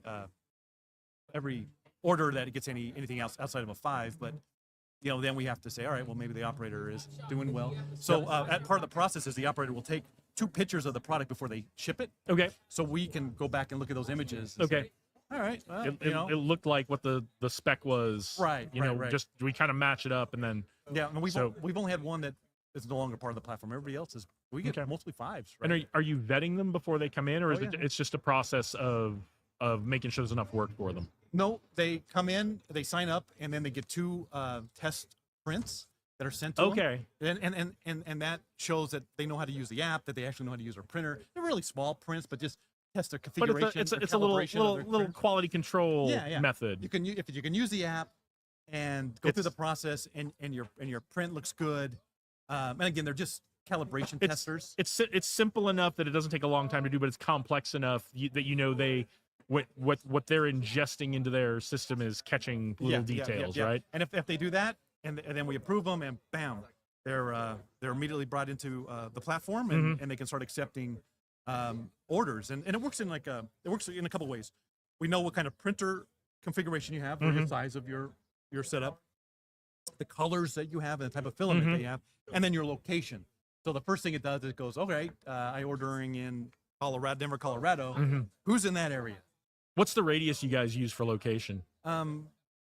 We use maybe 50 miles. Okay, so it's close. Yeah. It's within a town. Yeah. And then with a, so are you in that location? And do you have the right kind of printer dimensions that are needed? Yep. Do you have the right kind of filament that's needed? And if you do, then you'll get that job first. If not, then it goes around the country. And says, Okay. all right, who else out there has that? Because when it comes to shipping, it doesn't matter if you're Right. One county away. But you're or not, trying to or match them. Nevada. You're trying to match them as close as possible, and then get further and Speed further or away. whatever. Yeah. Yeah, and then when it comes to manufacturing, we have certain manufacturing operators that we know they have that a little bit more. I wouldn't say ability, but that they'll look at the manufacturer and say, okay, I'll follow to the exact spec. Yep. You've got a whole for bigger orders, Yeah, for more yeah. complex things. You have an additional vetting process for what you call a manufacturer. Right. And they'll like to do the same thing over and over and over and over again, right? Yeah. And so they have that process down, and then you have the prototype operator who will look at that print that comes in, and they'll be able to say, there's a better way to do this. Okay, that's cool. And then they'll provide a little bit more feedback. Yep. To Because I imagine there are folks who they've got an idea, they've done the drawings, Yep. but they're not experienced at the manufacturing aspect of things. Right. And there's a real risk of they see it in their mind, they do the drawings. Because I remember when I was in engineering school, and you would do the drawings, and then you would go make it, Yep. and it would come out pretty close, but not exactly. You'd have to go back and say, oh, this is where it was in my drawing that I had some little thing I did in my drawing that was not quite what we were looking for, and, Yeah. and it had to be redone. and that's what the operator. Well, so most of so we do 3D modeling as well. Mm-hmm. So an operator will come in, or a customer will come in for a prototype. We'll do the 3D modeling for them. and our model or designers will craft it in a way, especially if they want to manufacture it with us, that not only is it performing the requirements that they want it to do, but that it's also 3D printable, compatible with 3D printing. Yeah. So yeah, a prototype 3D printing operator will get that model That's great. and then print it and look at it and go, this can be improved a little bit, and provide feedback on Yeah. that approval process. Yeah, that's cool. That's Yeah, very cool. yeah, That yeah. that it's not just a whatever comes in comes out kind of service. It's, Yeah, yeah. It's we've got if it's a prototype thing, if that's the kind of thing you're putting in, you've got someone who can take a look at that and go, here's how I think this is going to come out based on what you sent me. Yeah, you may yeah. want to change a couple things before we do the print. 100%. And then ideally, and we do see this, those prototypes usually turn into a manufacturing just in time to product. Yeah. Now B2C operators don't do that, right? They'll look at it and they'll say, I can't print it, and they'll Right. reject it. Right. And then it'll eventually go to somebody who can look at it and go, all right, I see what the problem is. And they might tell the customer, sorry, this isn't printable, Right. or they'll respond to the Yeah. email.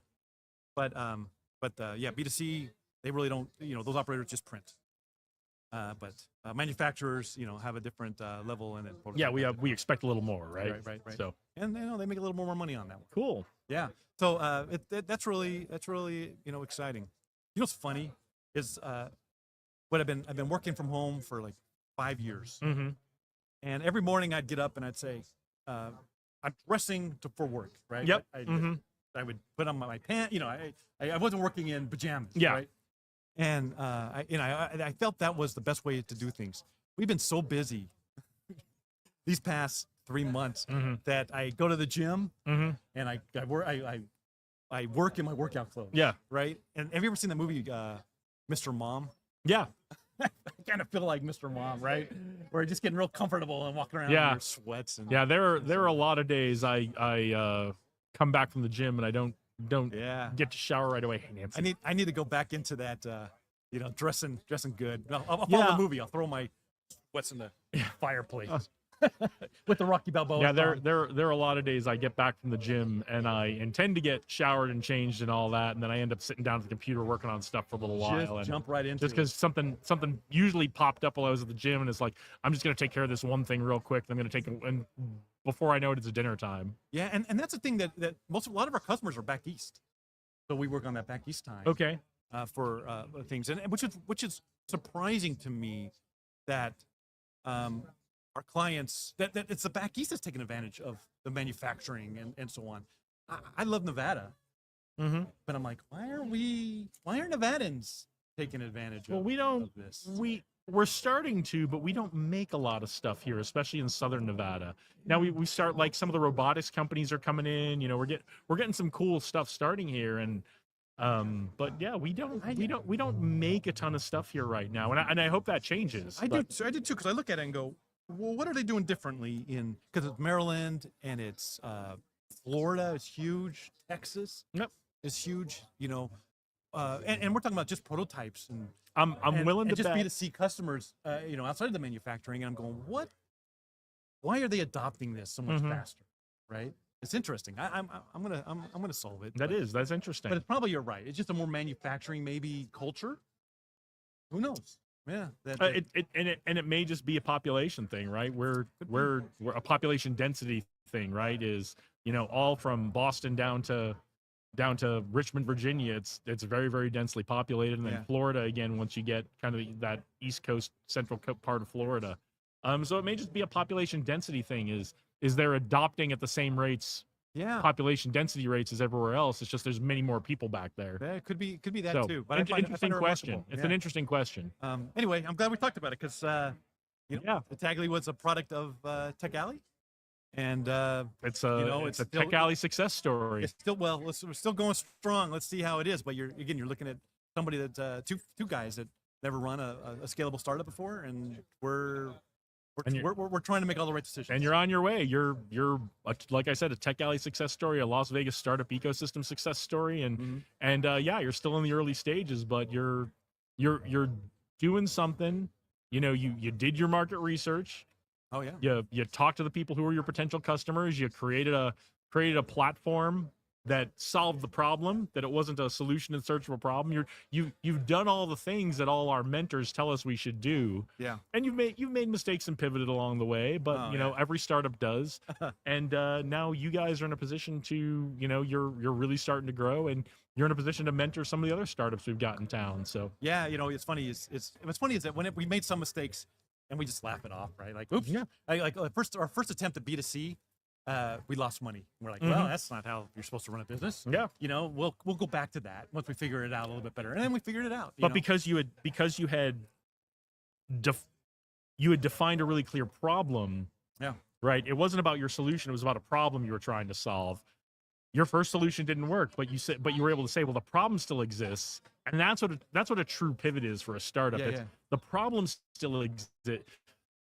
You know, we had, you know, so many startups do, I have this solution, and then they see the market doesn't want the solution because the problem doesn't exist. Yeah. You can't pivot your way out of that. you know what it was? It was the damn shipping. Yep. So our platform was working, and then we did the shipping, and we lost money because of the shipping component of the whole. Mhm. That's where we said, all right, time out. Yep. Let's go back to our roots. We're working with libraries. Let's kind of get this Yep. going, and then maybe we'll tackle this again once we can put some brain power behind it. And then we just figured out the right pricing model, Yep. and got with Shipio, and boom, Yep. you know, it started working automatically, and just like what we're dealing now with, you know, all of these clients that were coming in, we're taking a step back. We're still going to say we want this market. Mm-hmm. It's just we have to understand that we can't be the ones involved in if we have to invest a minute for every order that comes in, we are no longer scalable. Yeah. It has to be No, automatic. you guys need to update your tech Yeah, yeah, and so- get that vetting process automated as much as possible. Yeah, and- Because even if you've got to take a minute to check the results, yeah. that's still a minute you don't have to do something else. And it's hard. I mean, a lot of this isn't intuitive. I mean, you got to be trained for it. Because even when we made the decision and then we started getting calls and asked for works, you know, we'd call each other and go, "Do you want to do this one?" Mhm. You know, and you're kind of like, what is it? If you kind of think about it, Yep. like, no, we cannot. Tell them no, right? Yep. And or tell them it's going to be 2 months out. Yep. You need a tech stack that can Yeah. say yes or no, and with the exceptions of like a customer or an operator or manufacturer says, I have a question, Yeah. right? It all the crank just needs to turn all on its Oh own. yeah, 100%. And so it's good to have a co-founder because, yeah, I mean, we're problem solvers. So, you know, people call up, they have a problem, they want to, they're looking for a solution, and instinctively you're like, yeah, I know we said we weren't going to do it, but we're going to go ahead and make an example. But Mhm. you have a co-founder that can remind you, no, Yeah, we have that's- said no. That's this is what's what we're great gonna about take the plan. That's what's say great no. about a co-founder is that Yeah. accountability of, hey, well, we made this commitment to each other. Are we changing our mind on that, or are we sticking Yeah, to yeah. it? Right. So- That's one of the things great about having a co-founder. That's why really, if you're starting a startup, you should find some kind of co-founder. So Or a you've got board or something. something where someone can say, I see what you're saying, but remember the commitments we made to ourselves and each other Yeah, about yeah. this. It's hard. It's hard to, it's hard. It to say really no. is. It's hard to say no to money, but I think you have to step back and feel it. Yep. So anyway, I know we've been talking a lot about that, but That's okay. I it's love ex- it. I'm it's glad to exciting. hear about it. Yeah, It is it's exciting. Yeah, it's It exciting. is. This is what this is about, right? Talking about the tech and the great things going on in our ecosystem. Oh yeah. About these kinds of success stories. I want to do more of these with our startup founders. Yeah, well, always happy to share, a story about this, but very cool. And as far as Tech Alley's going, once again, I'm going to curse this, or maybe I'm not. Third Saturday of the month. Thursday it was snowing, in my neighborhood. Yep. Yesterday was Yep. cold and rainy, and today, 3 days in a row of rain in Vegas, which I don't think I've ever seen.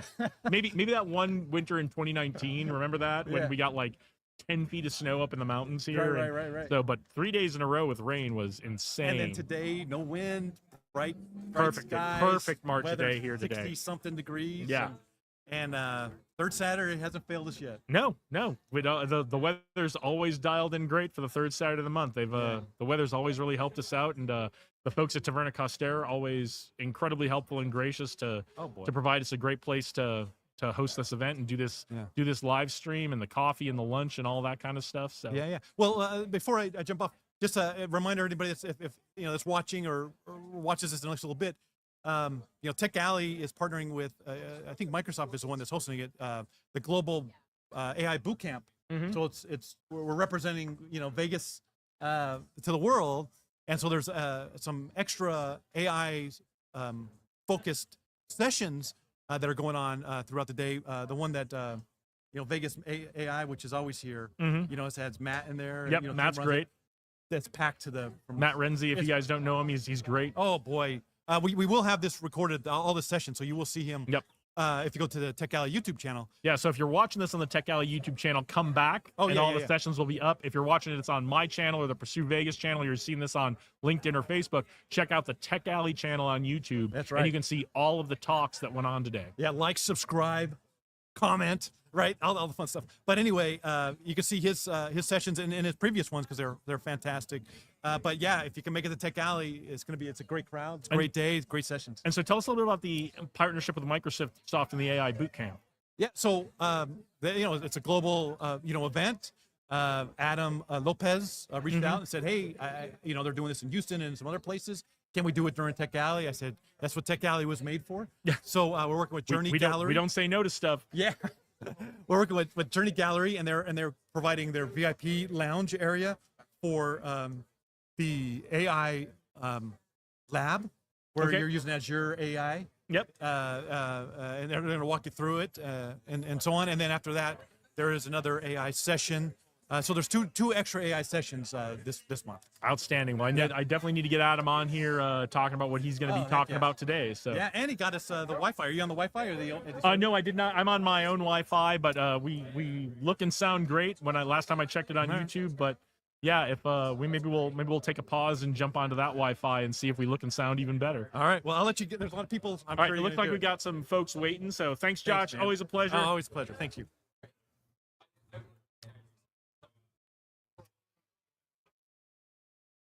Dave, have you got some folks who want to jump in? All right, I'm going to jump out. We're going to let Dave Berlin jump in and take over the hosting duties.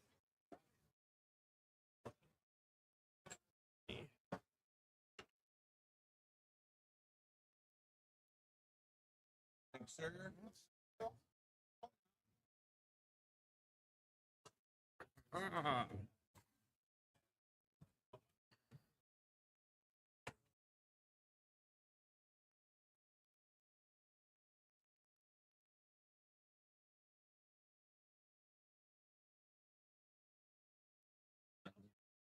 All right, here we go. Justin Otero. Did I say that right? I just call you Otero. Justin O. You can do Yeah. that. Justin O. Bro, we met. It's been a couple months ago now. Yeah. Yeah, we met a couple months ago at what was it? The Ryan Pineda event. Yep. Right, and then Small World, Small Circles. Everything kind of overlapped, and then we. No, it was actually Was it before that? Yes, it was the night before that at a party. Oh, that's in right. Summerlin. Yeah. Wait, which one was that? Andrews. Oh yeah, that's right. We Holiday figured that party. out. Yeah, because we were Yes. at the holiday party, and then it was the very next day. It's like, were you at Andrews, or it was Exactly. vice versa? I can't Yeah. remember. That's awesome. But now you're here. You're here at Tech Alley, and that's the fun thing about Vegas, right? It's a small world, smaller town. We always make the joke it's 2 million people, but we know all 50, right? So you're in, and that was the interesting thing, right? Because then it's like, oh, and then we crossed over at Tech Alley. Your wife Abigail, she was on the show last month, Yes. and then she spoke at Tech Alley last month, and you're speaking today. Tell us all about you, what you're working on, and what you're excited about in your talk today. Awesome. Yes. Well, my name is Justin Otero, and I'm a senior engineering manager at Navan. And, I think that was what led me to career coaching. So I had spent so much time developing the teams there, skilling up engineers. And I thought to myself, how do I bring that to more people? Yeah. And so that's when my wife and I started Value Driven Careers, which is a software engineering coaching business where we help engineers grow in their career, increase their impact, influence, and income. I love it. I love it. And then, so I always love anything coaching. There's a lot of people that have different things to say about it. Where do you actively work with coaches yourself as well? Do you guys have coaches? And then what are the main challenges that you help software engineers solve? Not tech ones, but more, sounds like just more like placement and stuff like that, where they're going in their career. Yeah, absolutely. So yes, we have coaches, right? And I think you're trying to get wisdom from people who've done the thing before, Yeah. who can help you break through specific challenges. Yeah. And when it comes to software engineers, they are often overlooked, undervalued. Yeah. They're not getting the right opportunities. Yeah. Really, like, it's everything beyond coding, because now with coding, it's the bare minimum. Yeah.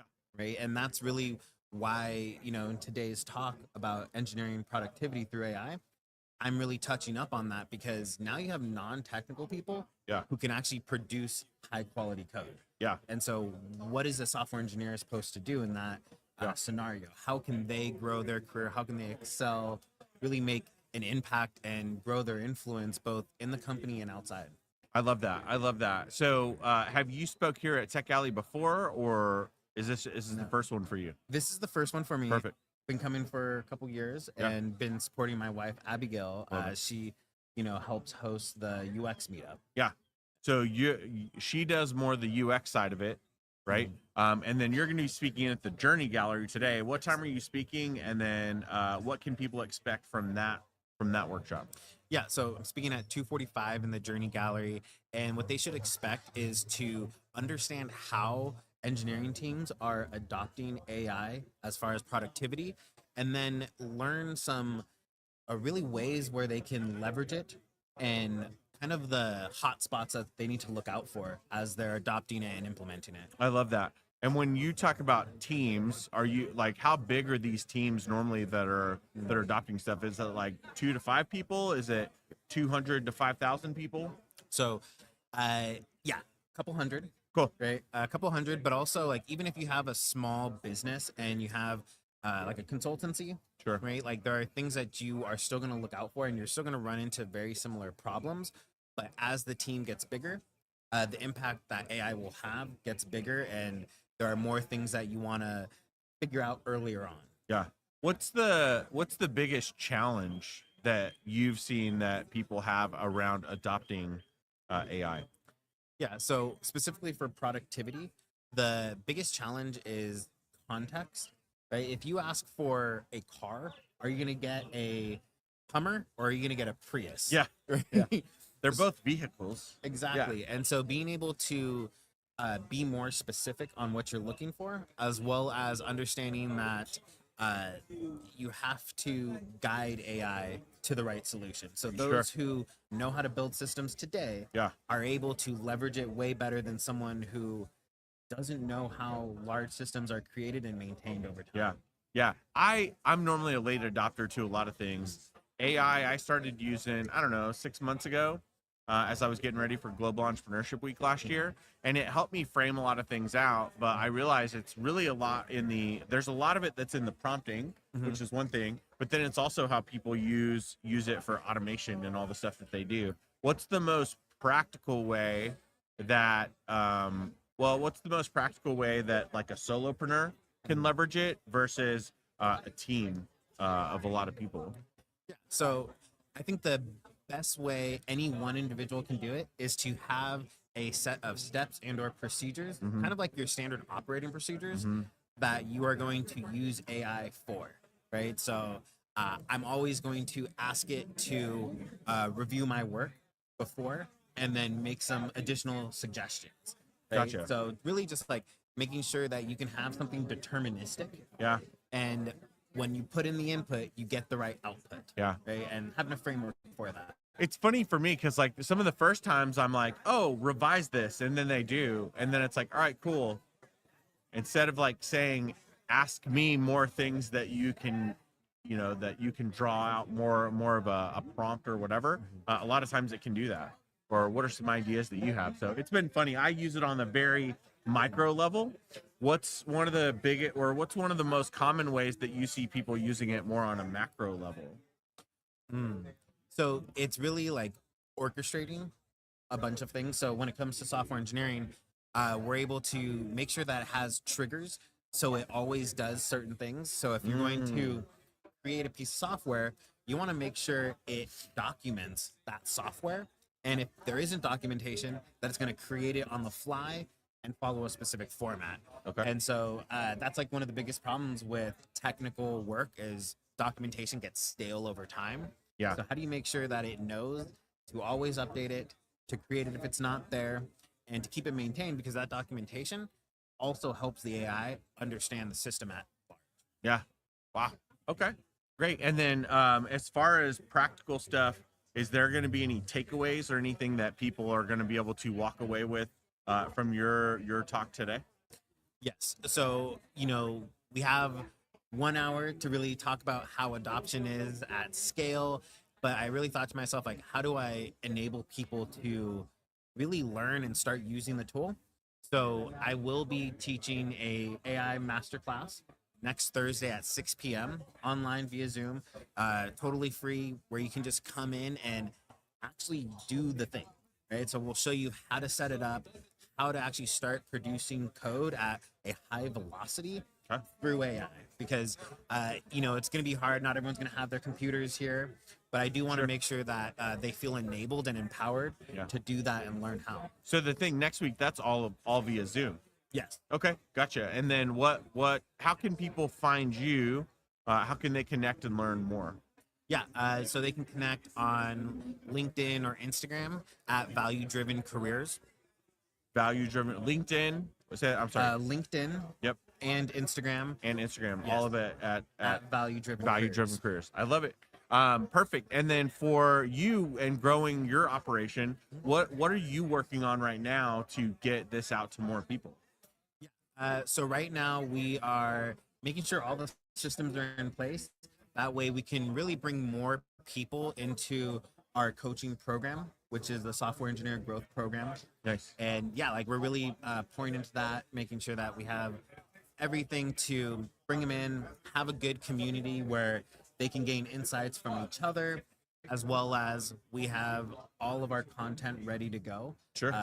That way they can get the value. They can get the value asyncly on at their own pace, as well as come into group coaching sessions where we'll dive through and really break through any of those challenges that they are experiencing. So you're going more the traditional course community route. Yes. Love it. And what challenges are you facing in building that right now? You always have the problem when you're starting a business. Are you working on the business or in the business? Yeah. And you really run into that. And I think you get so distracted by social media, the operational side of things, when at the end of the day, like, I'm here to add value to software engineers. Yeah. And I need to make sure that I have software engineers that are interested in growing. And that's really like my focus, is like bringing more people into the program and helping them really see the growth and success that they're looking for. Very cool. Very cool. And then where is that something that you're going to be doing like a big launch for? Or what's the timeline and stuff like that for that? Yeah, so we're ramping up right now. So we're going to be doing a lot of free sessions through the AI productivity. We're going to go through another opportunity session where they look to identify opportunities both in their career, company, as well as for the customers, right? So wherever they are, there's a lot of opportunity for engineers to make a much bigger impact, and they need a framework for that. So we're going to be doing a lot more sessions to bring people in, just to give them as much value as possible. And from there, we'll help them get into the community and, Nice. kind of see where things go from there. I love it. And then for anybody that's ever building any type of coaching, community, course, any of that stuff, obviously you're a practitioner of growth yourself. Are you reading anything, or are there any podcasts or anything that you're following that help you sharpen the saw as you're framing all this stuff out? Yes. Now, I would say as much as it is to read new stuff, it's actually kind of going back and reading some of the stuff that I've already read. Sure. Because it's so easy to get distracted by all the noise and all the inputs from so much stuff. We've really been liking Myron Golden's content and his book, Boss Moves. Okay. So that's really like kind of the latest book that we're diving into. I have a long list of others. I love it. No, it's good. I was watching this podcast just the other day with it was Alex Ramosi, and he said he was like 14 lessons I wish I learned earlier. And one of them is like reading one really good book like 5 times is better than reading 50 mediocre books. And he's like, a lot of books nowadays are written specifically so a person can say, I wrote a book. And it's like, it's not, yes, it's always, sometimes it's to sell something. Like older books are actually really written to pass down the information from one generation to the next. So you get different value out of different things like that. But There's so much information out there. Yeah. And at the end of the day, and this is why like, I believe in like coaching and doing it as a community. Yeah. I can give you all the information, but it's you applying it. Yeah. You being in community and seeing other people and learning from their lessons. Like Yeah. that's what's important. Yeah. Right? And I can give you everything in a book, A to Z, but that's still not going to get you anywhere. Yeah, no, that's absolutely true. Well, if there's one piece of advice that you could give for anyone out there that's either starting or growing something or that's looking for the next move, what advice would you give them? I would say be patient, and those who are faithful with little will be faithful with much. Right? You need to be a good steward with what you have, the resources you have, the time that you have, because when the opportunity does arise, Yeah. you need to be able to really take advantage of that. Yeah. And yeah, I think that would be the biggest thing is you have plenty right now and learn how to make the most out of that. Love it. I love it. Well, go grab something to eat, man. It looks like lunch is in full effect here at Tech Alley, and you've got your session coming up in just a little bit. Thank you so much, my friend. Thank you. Good luck. I have to jet, but I'll catch you at one of these, I'm sure. Absolutely. I love it, man. Perfect. Thank Boom. you. So that is it, folks. If you're not down here, now's the time to get down here to Tech Alley. They've just started serving lunch here at Taverna Costera, the incredible Taverna Costera. They've got a great lunch going for you today. It is a free lunch, so if you haven't been down here before, it's a great opportunity to do that. You do have to register. You do have to check in. That is going to be the only cost. So they'll have your contact information so they can let you know about other stuff that's coming up in the community. But yeah, there's a whole nother wave of great sessions that are going to be coming up here in just a few minutes. So after lunch, there's a few more rounds of actual sessions that's going to be going on. So I'm going to pass the mic back over to J-Rock, All right. and he's going to take it from here. All right, we'll let you out. That'll be the easiest thing. Are you taking off? Yep. All right, we'll see you, brother. Thanks for helping out.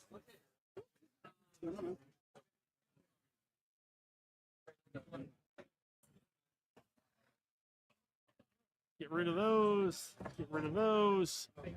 All right, I'm back. Jason LeDuc live from Tech Alley. We're here at Taverna Costera. It's lunchtime right now. If you're in the Las Vegas area, you want to come down and get a free lunch, talk to some tech founders, talk to some investors, talk to some folks who are involved in the tech community here, learn about new startups, learn about AI, learn about drones, learn about, we're going to talk about content SEO here in just a second. So I'm back with my good friend, Eric Lacasse. He's an SEO expert. That's actually how you bill yourself as SEO expert. Las Vegas. SEO expert Las Vegas online. Yeah, fill us in a little bit about SEO in general for the folks who are new to watching, and then tell us what is content SEO and why is it important to us? So in my presentation and throughout anyone that meets me, there's 3 pillars of SEO. The technical, which is basically the nerdy development side of a website. Does it load fast? The server codes, broken links, orphan pages, stuff like that. And that's a very important element of SEO, because if it doesn't even load right, I'd expect people to come to your website and stay there. The second pillar is content SEO, and that is going to be your on page. It's going to be your social media, because we live in a world today where SEOs have to get good at social media now. Well, because that's where most people are finding content online, right? That's where most people are finding all of us online is through social media. And then if we convert well on social media, then people will come to our website. Yes. So, and that's why it has changed. It used to not be a thing about 4 or 5 years ago when I first started learning SEO. It's like, yeah, that's kind of social media. If they do a good job, it'll convert over. Since algorithm updates and AI updates, now it's imperative that there's a strategy for your socials as far as SEO is concerned. And then the last pillar is always backlinks. Backlinks are the photo finish of a business in the race, right? If you would just have more backlinks than your competition, you will rank. You will outrank them, period. And just on that alone. And tell us what backlinks are real quick. Backlinks is when you fill out or you have another website that links to your website and you link back to them, right? So it's an exchange of a link text or anchor text.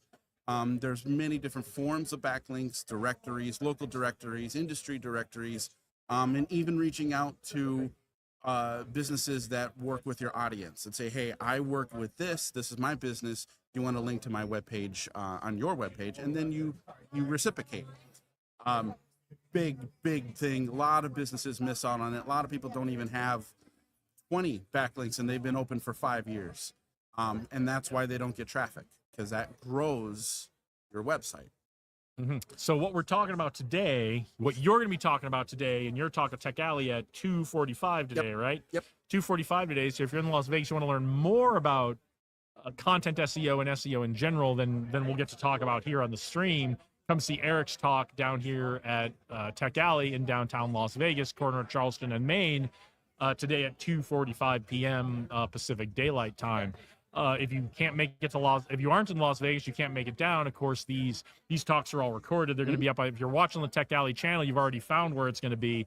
If you're watching any of the other channels around, I'll look for the Tech Alley channel on YouTube, and you'll be able to find that talk on there as well. So let's get into content SEO. You mentioned some changes, algorithm changes, and changes due to AI. So tell us about what the algorithm changes we need to know about are, because I think these are going to be shocking to some people. Right. So with Instagram, LinkedIn, and Facebook, the algorithm that is used to rank is not the old traditional followers, posts, and likes. It's based on search intent now, right? So informational, navigational, transactional, and commercial. That is what these social platforms are ranking on. Does it actually fulfill whatever you're posting about? Does it actually say it the best to where more and more people are coming to you? And then by circumvent of the algorithm, it will raise you up higher, right? The problem is the old way of thinking was, if I post it, people will come. We don't live in the field of dreams anymore. It doesn't work like that. And we even have to evolve outside of that as business owners. And we have to take at what piece of content do we want to create, and how many other platforms do we need to create it on? So that is where we have to kind of develop an algorithm of our own intent. So here's an example. You want to post that you are best bike shop in Las Vegas.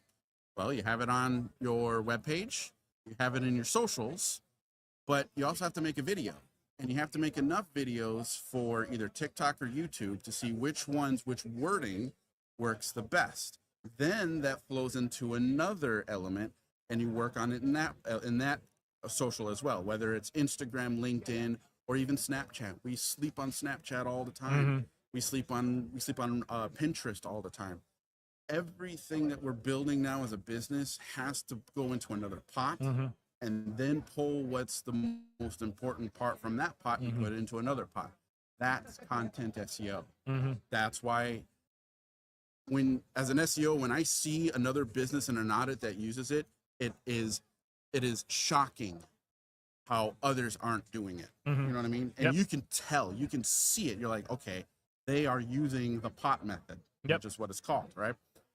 Content SEO is essentially the establishment of what it is to create that first pot and how to move it into another. Okay. Right. Very, very new edge. A lot of SEOs kind of, well, what's the flow chart? Because we all talk about this. It's a flow chart, and it's all differentiating. But at the end of the day, just posting a picture is the worst thing you can do.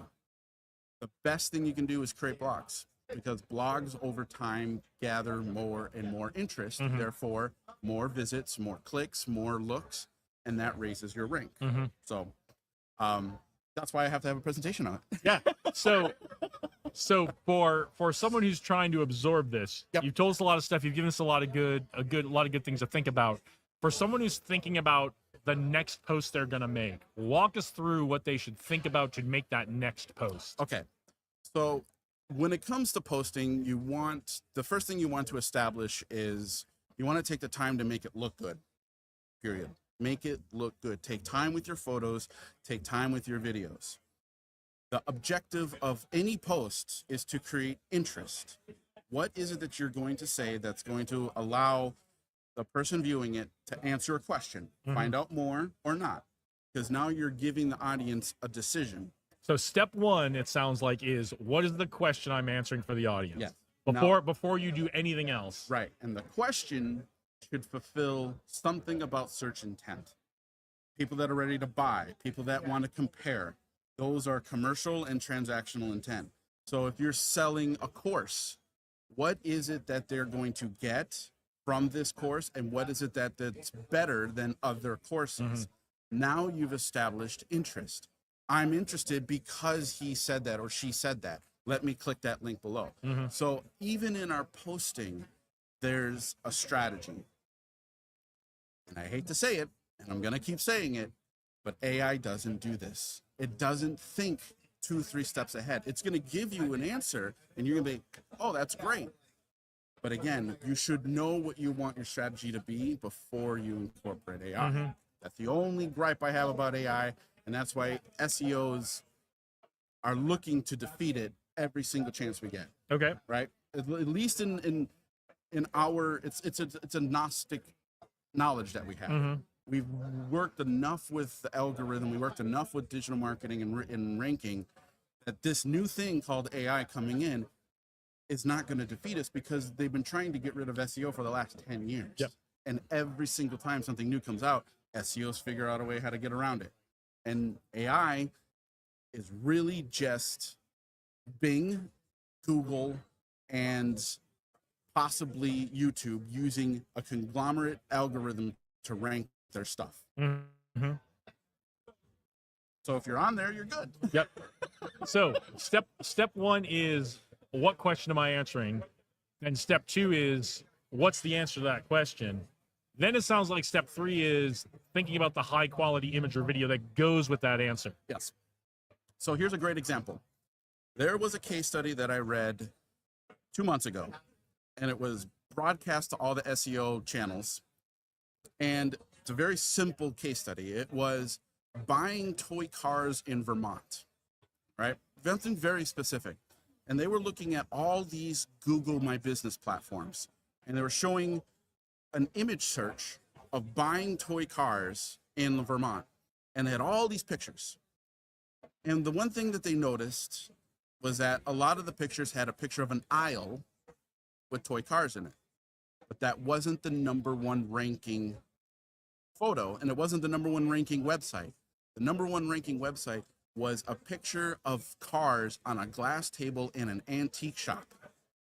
But the photo had lighting, the photo had touch-ups, the photo had high-definition pictures of these cars, and they were old tin cars, old metal cars. So it was almost like what you'd see in an advertisement for, or like if you were gonna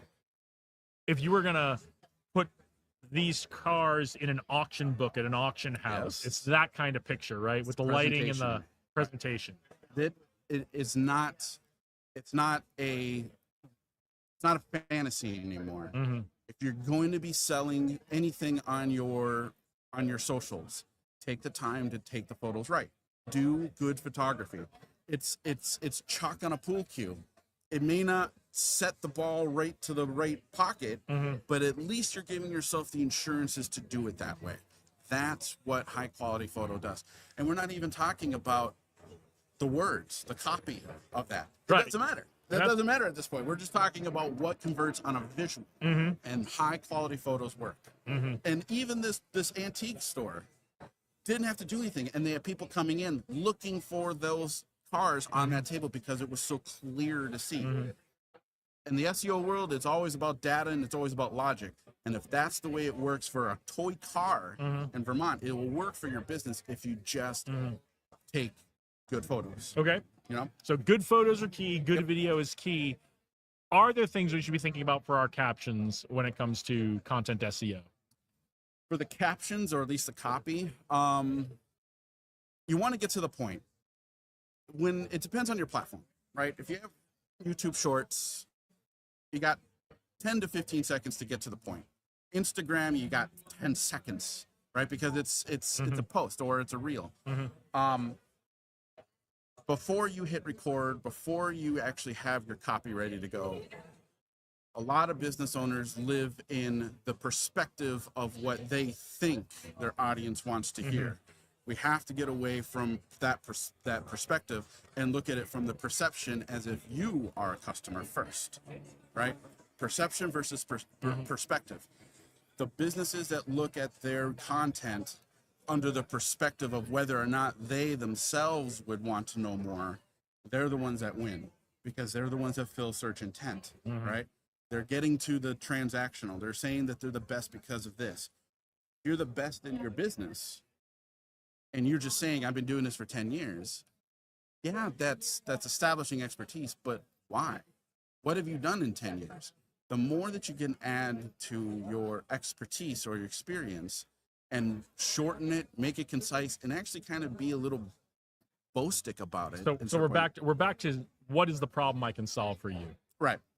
The more that you can elaborate and condense it, the better, because people on social media are either there for two reasons. One, they don't know who can solve the problem that they're there, and mostly they're there to be entertained. So if you're going to be entertaining, but have an intention with that entertainment, right? Right.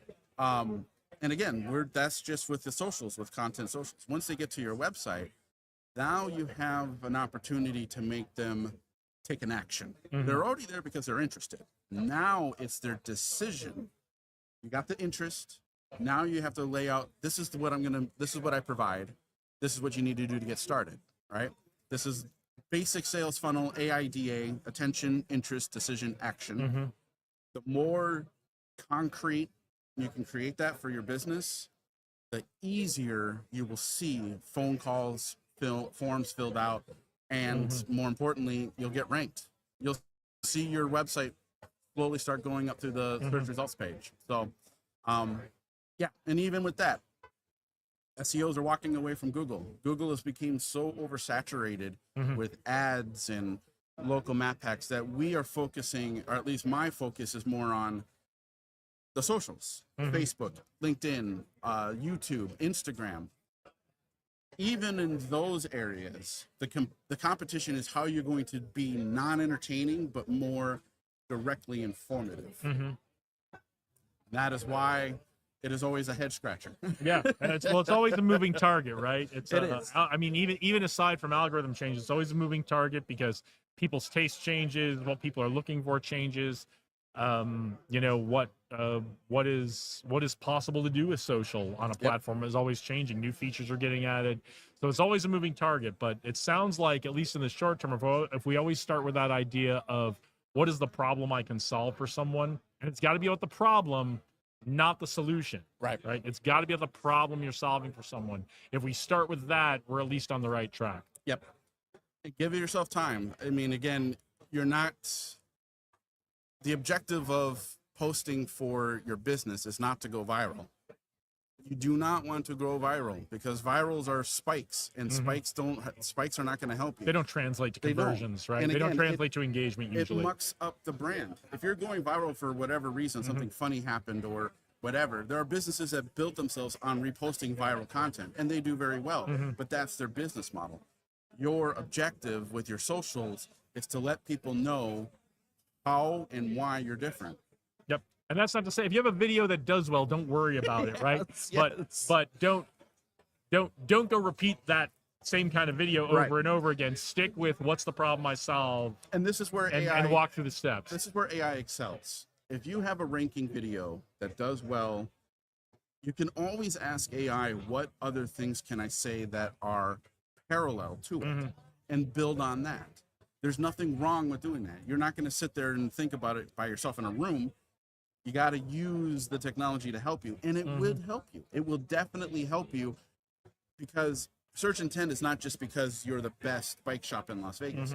You have to earn it by talking about how to fix a tire, how to change a chain, how to buy handlebars, what's the required heat. What are the best brakes, right? Exactly. All that kind of stuff. All like that what are the best brakes and why? What are the brakes I used and why? What are the you know, what's the if you ride at night, what's the best light, right? Exactly. And Because that's somebody's asking that question. Somebody has Exactly. that problem. I do that all the time.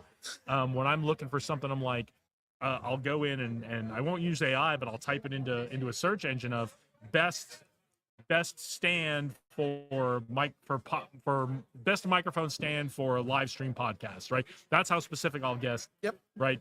Because I want a microphone stand that looks good on camera. Yep. But isn't too tall, it's not too short. And so Exactly. I want to know what the best one is, right? So now that you understand that, this is where in SEO we're moving out of the perspective of the business owner. We're looking at the perception of a customer.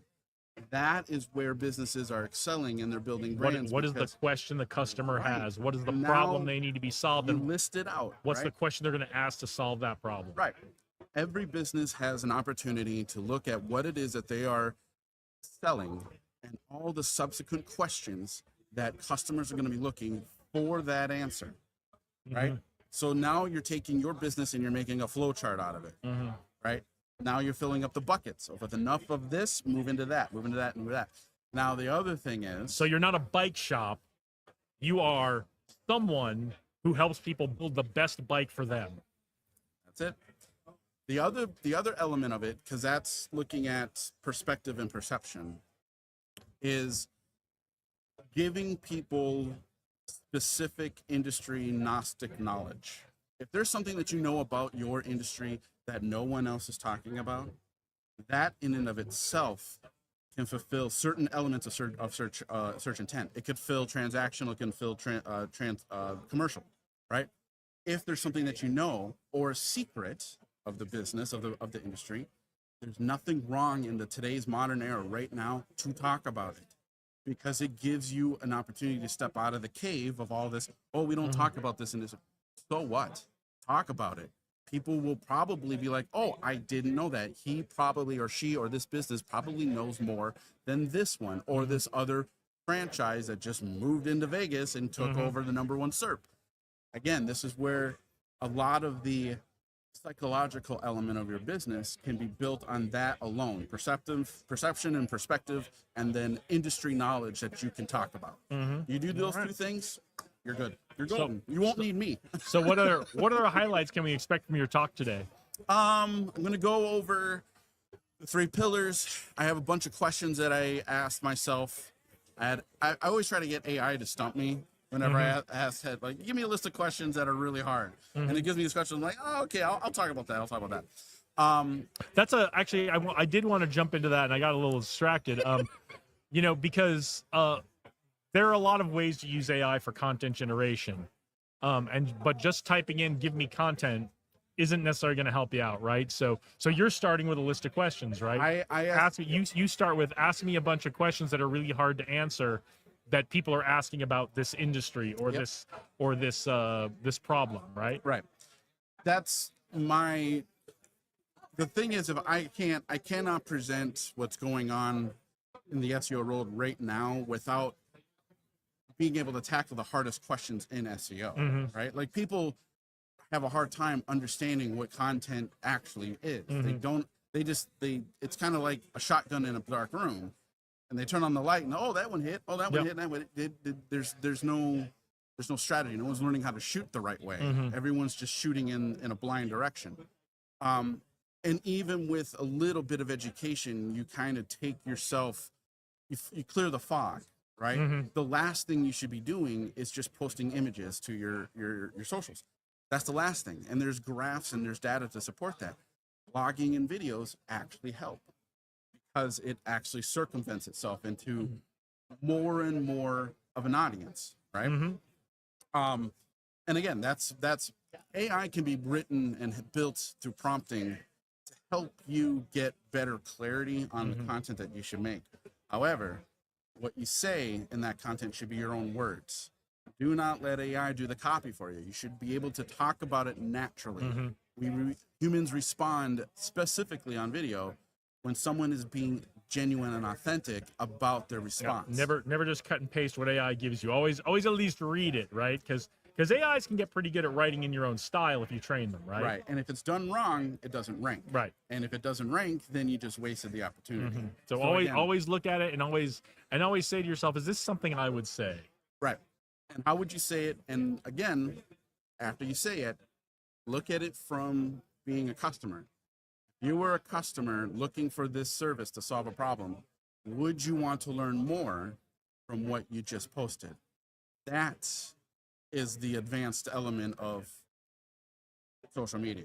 Just because you posted it, now you got to look at it through the perception of your customers. And the sooner, the faster you can do that, more comfortable you're doing that, now you will rewrite your content for customer-only interactions because you know what your customer is looking for. Yep. And you can take out a lot of the fat out of the meat just on that. And you will know that it's working because you will start ranking and that phone will start to go. Nice. Very nice. So I took you off topic a little bit. So what else are we going to hear in the talk? You know, it's about content SEO, not much technical, not much backlinks. I know I'm going to get a lot of questions just on the content alone. You know, what do I, and again, some people are going to ask very specifics, like, you know, how many times should I post on socials? Well, at minimum, more than 4. But again, you could post 40 times a day. Well, there is such a thing as too much. There is. And that's my understanding of some of the algorithm changes is too much is much more prominent in the algorithm now than it has been in the past. And I'm hearing things like LinkedIn once a day tops. Yep. Instagram twice a day tops, and then put anything else that you want on your story. Yep. Right. I have not heard too much about Facebook because I don't pay a ton of attention to that. But those are the things I've heard. Is there's kind of the algorithms are kind of if you're above the upper limit, it's just not showing it to anyone really. It's not necessarily penalizing you, but it's just not showing it to anybody. Right. And again, if it's even before you start posting 4 or 5 times a day, did you do the actual work in the search intent and breaking down what it is that you want to rank for into subsequent little posts that reinforce that search intent word? So if you want to be, again, like we talked about before, if you want to be the best bike shop, make a post about brakes. Later on that day, make a post about tires. Later on in that post, make about lubricant for chains, bikes for off-road. That is what people are doing. The number one question I get asked about bike tires, right? See it all the time. They post one picture and then they write off social media that it doesn't work. And it's like, what is your strategy? Well, I just want people to know that I'm in business. Well, and that's not what social media is about, right? Exactly. Social media is about interacting. It's about engaging, and you know, you can post a picture every now and then, and it may be a beautiful picture of your bike shop or whatever it is. But if there's not a compelling image that helps someone answer a question, right? Exactly. And there's not a caption that goes along with that. Because the caption is part of what the algorithm uses to decide to show it to people, right? That's what it will use to first show it to people, and then if those people look at it and stay looking at it for some number of milliseconds, then it will start to show it to other people, right? That's kind of how these algorithms work now. Is if it captures attention for literally milliseconds, right? It will show it to another person and then another person if it captures people. Yeah, and you know, the ultimate goal is to find a place in your brand and your business. Well, building your business to a brand to where your posting can reinforce your brand, right? But you can't earn a brand until you have enough search intent keywords that describe if you're affordable, if you're the best, if you're nearest to me, if whatever these words that associate with your business. You have to have a strategy in the very beginning and even in the middle, because I see businesses that I do audits for that have been around for 6 years, and they have branded keywords, but there's no other subsequent ranking words that reinforce that search intent. You know what I mean? So again, this is why SEOs see and work with businesses, and it takes time. You know, this whole thing, this whole growing a business into a brand, we're talking years. You know, it takes a long time. And even for other industries, the big four, you're adding a zero. I've seen businesses, lawyers, real estate, and health and beauty. It takes years. It takes a decade, and it's all part of this perspective of being different, but then earning that difference. So for folks who are going to get started with this, because it does take time, and you may not see a noticeable change in your conversions and your calls right away. However, for someone who's going to start adopting what we talked about here in their posting maybe Monday, right? Yep. Because we're on Saturday, so people are probably doing their calendars for the week, that kind of stuff. Or maybe they haven't done a calendar, maybe that's something they're going to start doing. They're going to go, okay, my goal is going to be to post once every day this week, and I'm gonna try to use some kind of tools to figure out the problem I'm trying to solve for people, because I've learned a ton, and I'm gonna kind of rework some of my stuff I'm doing for LinkedIn coming up this week based on what I've learned today. But what are the things they should be watching in terms of metrics? What should I be watching? What metrics should I be watching? Even if those are small changes, to say, okay, I'm doing something right, or maybe I need to tweak some things going forward, right? And I might need to watch that for at least a couple of weeks to give myself at least a couple of weeks of being consistent about it, right? So what should I watch, and how long should I watch it before I start trying to make some tweaks to, like if you get something that blows up, that's going to be really obvious. But if you're kind of slowly building momentum, what should I be watching, and how long should I be watching it? So the first thing I would suggest to do is, if you haven't done this yet, you want to look at the analytics for 1 calendar year for your social platform. You want the widest view first, right? Because you want to see if there's cyclical changes in your content. If things go up for a certain time of year, if they go down in a certain time of year. You want the widest perspective first. After you look at a year, then you want to look at the last 6 months. Okay?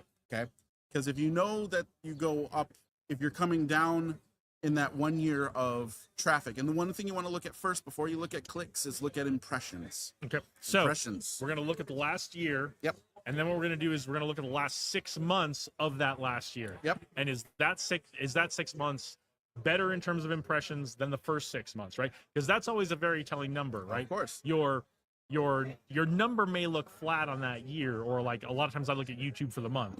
Well, that number may look kind of flat from month to month to month. Yep. But what I see is like I'm getting new users. Right. Or that number may look flat, but I'm seeing that even though that the last time I looked at that number it was 1,000 spread out evenly over 3 months. Now it's 1,000 spread out, but it was 900 of them were in the last month, right? And that's a good sign, right? Yep. Now you're using the math and the analytics to help determine what's going on. After that, now you want to look at clicks within 3 months, right? So now we have a big scope, a smaller half scope. Now we're looking at the clicks in 3 months, right? Now, there's going to be programs, Google Search Console, Google Analytics. This is where these are going to come in when it comes to the clicks. Don't just rely on the analytics of saying Instagram to determine whether your content is working. You want to know, where did those clicks go? Did they go to your website? Did they go to a post? That's where Google Analytics comes in. Now you're really starting to get into more detailed pathways, as opposed to like, I'm just going to guess that I'm the best bike shop in Las Vegas because I posted one time about tires. Yep. No, now you get to look at this wide angle down to a scope. Once you figure that out, now everything becomes a little more clear. You know not to talk about tires that much. You talk about seats. You talk about bike routes. You talk about coffee shops. You talk about all these things that can be done with a bike that you're giving Gnostic industry value to the person that's watching your content. Now you are a brand. That's what brands do. Businesses talk about, I have a special on 2 tires. Brands talk about what can be done around with your bike in your city. Gotcha. Very different. Is there value in, especially as you are making these changes, these first couple of weeks you're making these changes, is there value? A lot of analytics on platforms now, especially on the social platforms, will give you the graph of kind of performance versus your average post. Is that a valuable tool as you are starting to make these changes after it's been up a couple of days? It needs a couple of, it usually needs on Instagram, it needs a couple of hours. Yep. On YouTube, it needs a couple of days to build the data. Is that a valuable tool to say, okay, I did this post Monday, I looked at it, it's doing better than my average post, or it's doing worse than my average post, or it's doing about the same? So the analytics for the social platforms are very good because when you have an Instagram account, when you have a Facebook account, it is not on a search engine. It's on a web page. It's a profile, right?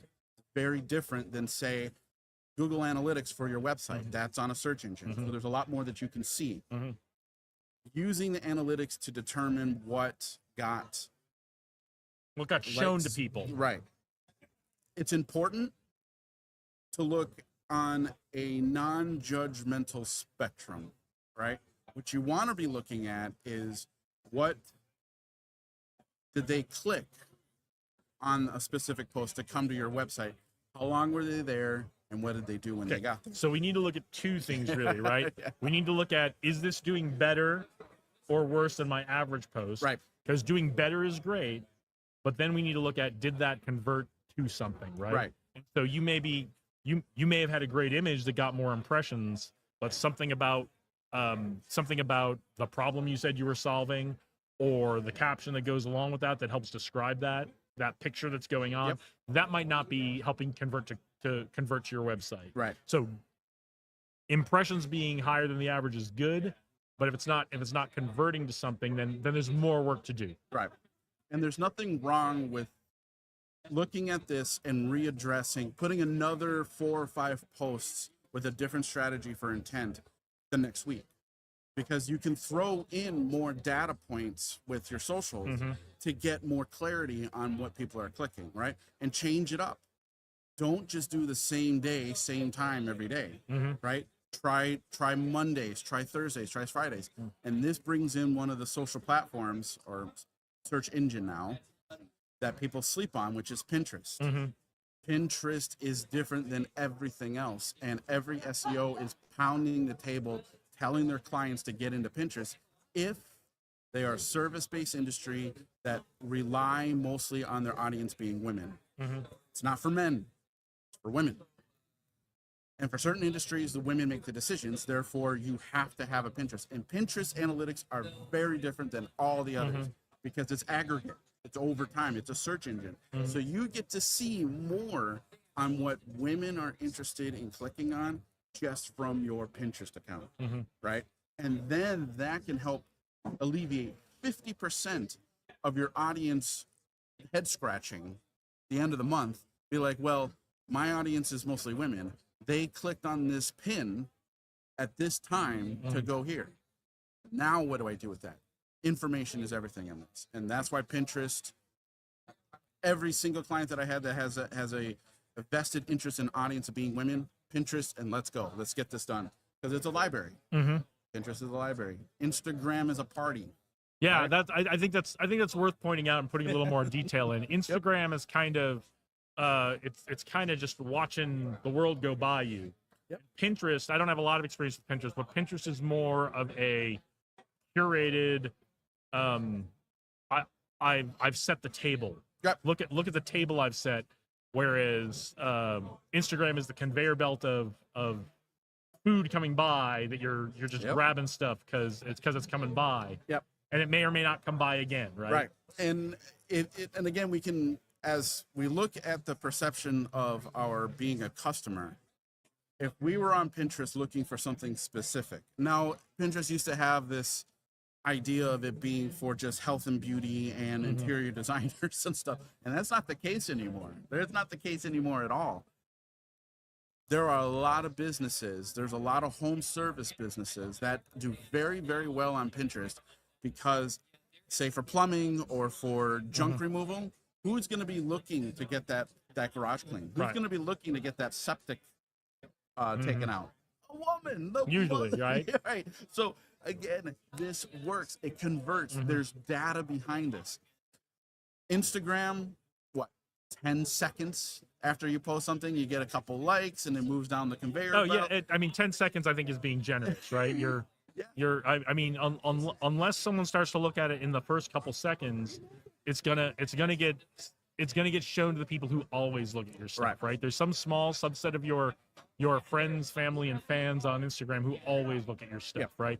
And so, if not enough of them look at it in the first couple of seconds, or someone new doesn't look at it in the first couple of seconds because something about it made it cross their feed, then that's your first 2 to 3 seconds, and then for another 7, it's going to start showing it to some other people, and if they don't linger on it a little bit, I mean, that's my understanding of how the Instagram algorithm you're works. absolutely right. It's literally like, okay, there's going to be folks we always show it to because they always want to see your stuff. They go looking for it, and then we're going to show it to, and then we're going to show it to like literally 1 or 2 other people because the topic or that kind of image is something they've been interested in the past. And the algorithm understands that.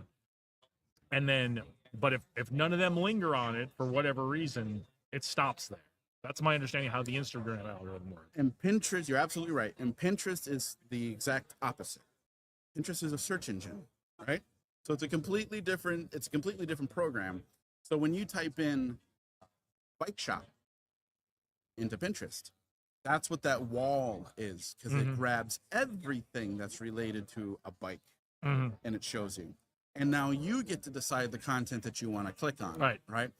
Graphic design, photo, high definition photos, even videos on Pinterest. They do very, very well. But the time for posting is very different than Pinterest and Facebook. Pinterest, you start Thursday night, Friday, Saturday, Sunday. Always on the weekends, never during the week. The reason is because of the audience. Their login rates for Pinterest skyrocket Friday morning, Friday afternoon, Saturday, and Sunday because the core demographic of women are on the tablet or on their phone scrolling through Pinterest. Now, if you don't have something on there, you're not going to get your business seen because what you're hoping for is that your business scrolls past that wall. And because you have good graphics, you have engaging copy, boop, they're going to click on it and be like, oh boy, I need to get that garage clean. Oh, we've got that plumbing problem. Oh, I've always wanted a new bike. Pinterest is being overlooked. And to be honest, you could take out, in my opinion, you could take out TikTok and just focus on Pinterest and you'll be fine. But you got to give it time.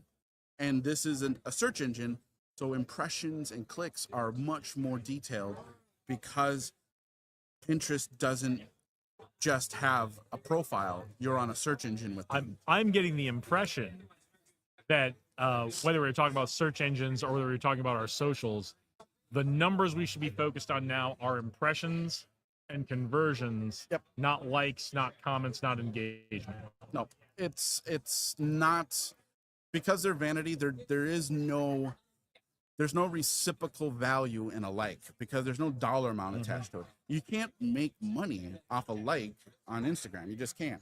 Now you could get to influencer status and make a market share of your content and your followers, or do micro influencing stuff. But that doesn't help as much as doing things that will boost your impressions. Impressions is the number one thing because you want to have a lot. You want to use the platforms to get yourself out there, right?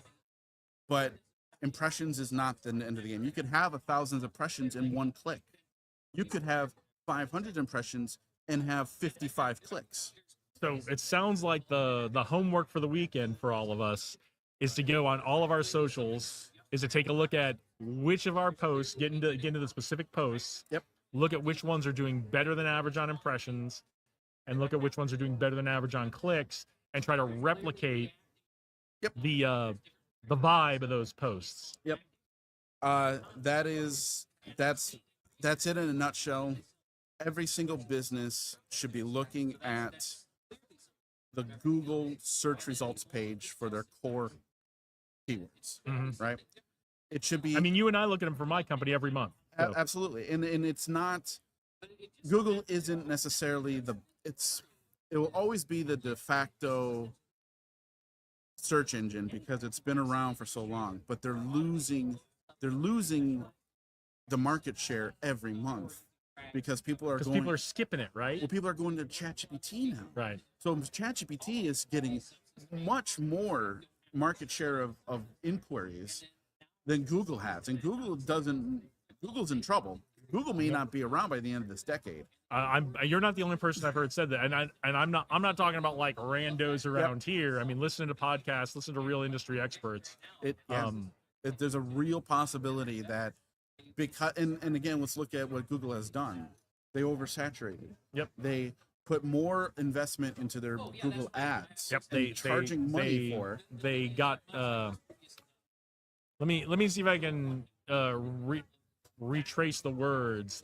They focused so much on ads and putting those ads at the top of search results that now people aren't even looking at the ads, at the ad results, and they're jumping down further. And they have to scroll longer now. And they have to scroll longer, but they are that's the big challenge that Google has is they've put so much into ads from the revenue because the revenue model off of ads that people are just saying, I'm going to skip. I'm not even going to put it into Google. I'm just going to put it into my AI of choice. Yep. I have heard. Have you worked with Perplexity? I've heard of it. Yeah. I have not worked with it. I've heard of it. Someone a couple of weeks ago was like, you got to sign up for it.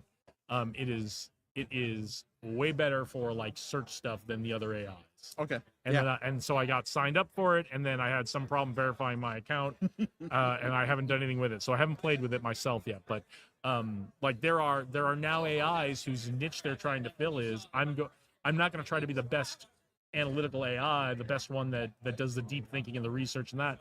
We're going to be the best platform for searching now. Right. And this is where I think the renaissance of Bing is going to come. As Google is starting to wane away, and we all know this in marketing. You clearly did not learn the lesson of iPod and Zune. You're still talking about Bing, right? Well, here's the thing. Why would Bing be important? I'll tell you why Bing is important. Okay, tell me why I should get a Zune instead of an iPod. Because ChatGPT's algorithm and their indexing feature is based off Bing. Okay. So if you have a business and you don't have and you're not registered. So if I'm using ChatGPT, I'm using Bing. Yes. If I'm using ChatGPT, I don't have an iPod. I have a Zune. You have a Zune. Okay. And you have a Newton waiting. I think that's. I didn't know that. I think that's important information, right? Very important information. So that is. I did not know that ChatGPT is all based on the Bing search engine. So the thing is, why isn't Microsoft screaming that? Well, because once ChatGPT came out and said, all right, their algorithm is based mostly on Bing search because... I mean, I know they have the big partnership, but why aren't they screaming that? Right. Well, because they have Copilot. Do you think that the future is that ChatGPT subsumes Bing and Copilot, and you just kind of go to one interface, but sometimes in the background it does like a Bing search for you, and then and then it uses AI where it really needs to use AI. Is that what you think is coming? I maybe, because Bing. We got to look at the AIs of these individuals too. We have Gemini versus Copilot, right? Okay. Google versus Microsoft. Copilot is not doing what people want it to do. It's not very good, but we also have to look at it from a business perspective. It has a lot of capital behind it. Well, why is Microsoft doing Copilot if they have this big partnership with ChatGPT, with OpenAI? Is it because OpenAI is still a nonprofit, not a for-profit enterprise? I think they threw it in there with them and say, go ahead and use us just to get feet underneath ChatGPT. Little did they know that this thing was going to take off like Superman. Yeah. So I don't think Copilot's going to be around too long, and Microsoft may just envelop ChatGPT. I mean. I try not to make predictions, but I think I will here is that if ChatGPT can work through all its issues of becoming a for-profit or a different kind of structure where they can now make profit, I think you'll probably see Copilot go away because the Microsoft OpenAI partnership. The only other issue would be is that ChatGPT makes their own legitimate browser that incorporates everything from Google, Firefox, your Bing, your MSN login, and they do something like that, more simpler, because a lot of people respond to simple interfaces. Yeah, no, well, I think they're all going to be doing that. I Yeah. mean, if So you know, simple, if you cut off want to the fat. survive, you've got to have and probably not even a box you type into, but a microphone you. I mean, That's probably and what's gonna happen. there's I mean a lot of these apps have that.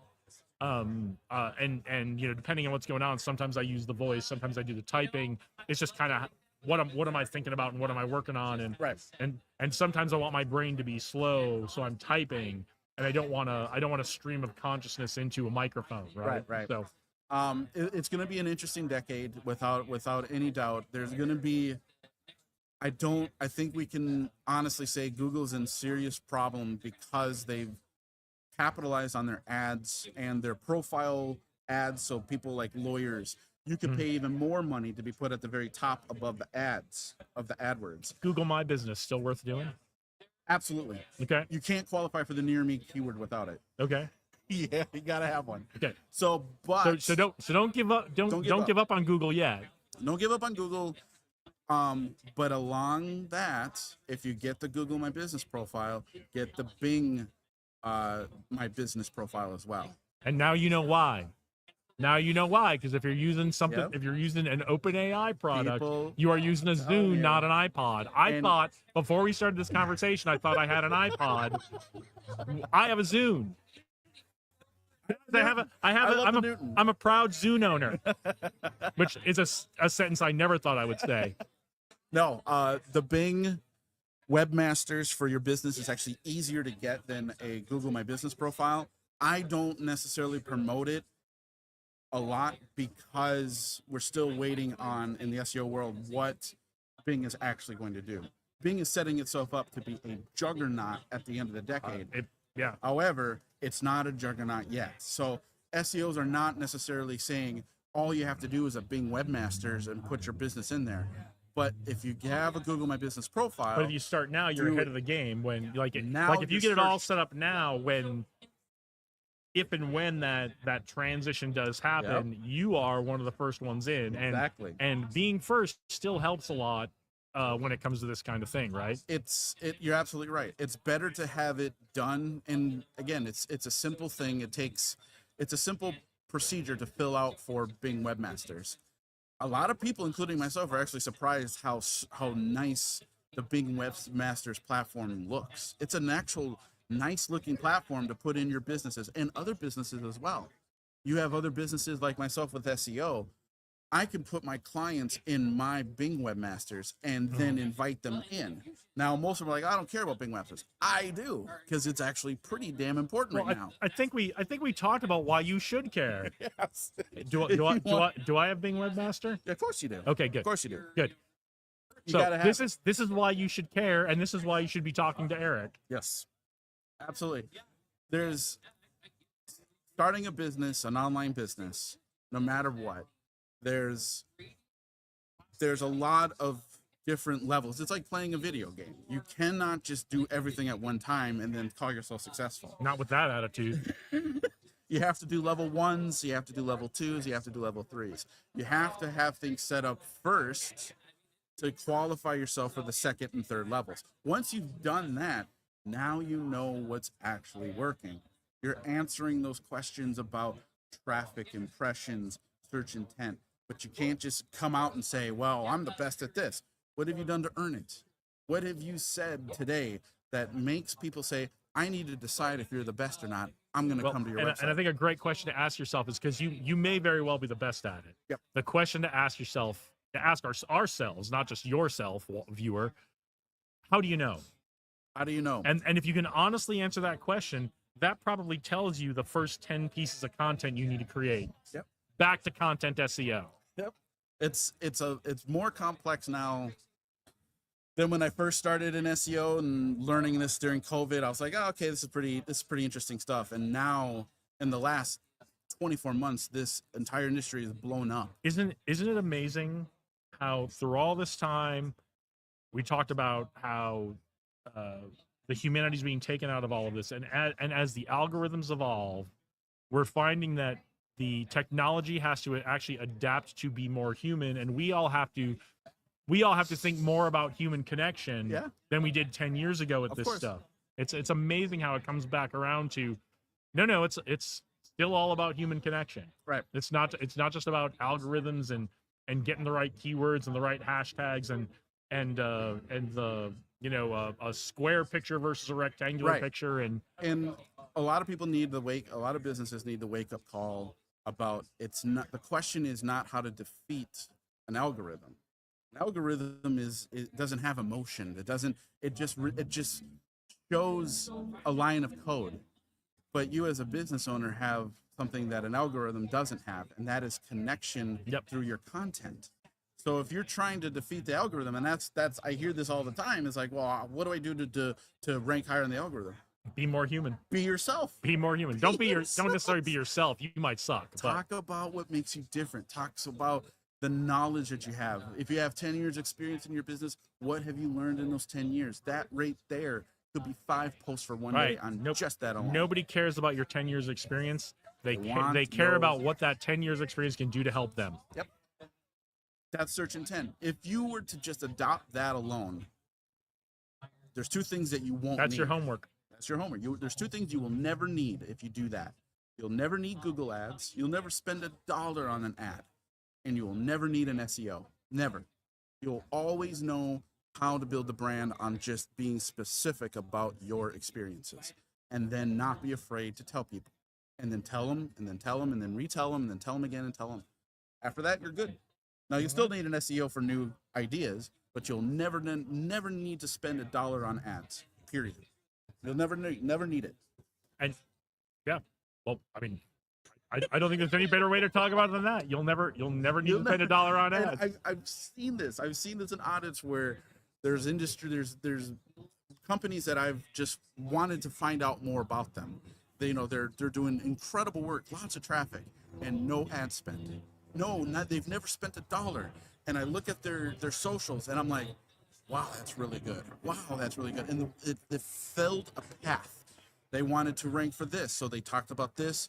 A few hours later, they talked about that. They talked about this, and they were systematic about it. And it's like, well, yeah, no wonder you have 1,000 people coming to your website every day.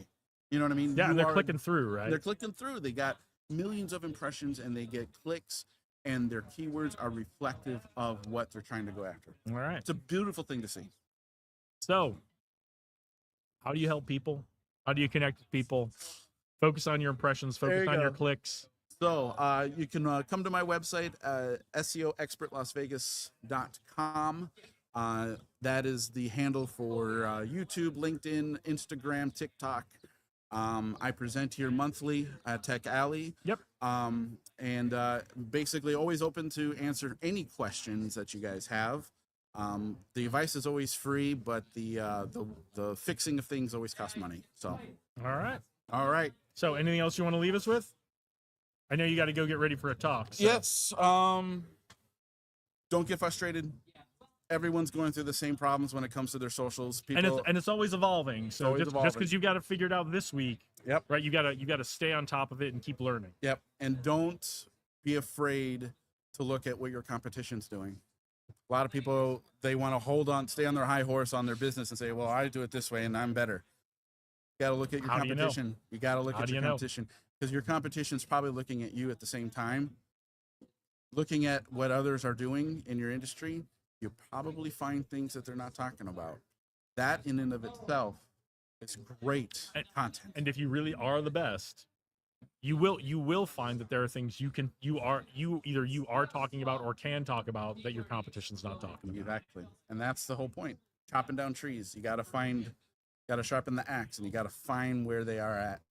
And no one holds number 1 keywords forever. That's a universal SEO principle. No one holds it forever. So everyone can be taken out. Everyone can keep what they have for their rankings and anyone can drop at any given time. So there's opportunity for everybody on the internet. All right. All right. Well, thanks for joining us today. No problem. You and I, we need to catch up sometime soon off camera. Yes. So we'll let me drop you a note in the next couple days and we'll get that figured out. Yep. Next month. All right. Next month, new strategy. Sounds good. All right. All right. All right. Give me 1 second, folks. I'm gonna take a look. There's someone else I want to try to get on. I'm gonna see if they're around the corner. Be right back. Hang in there.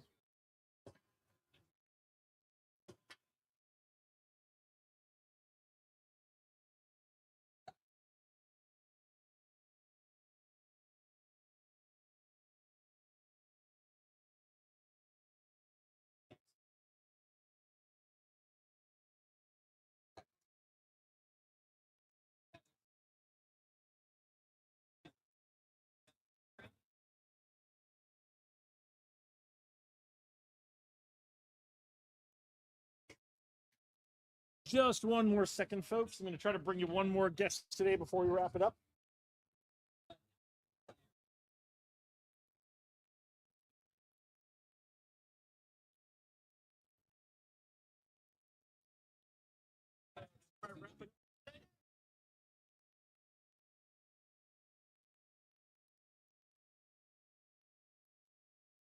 I'm good. How are you? Have a seat.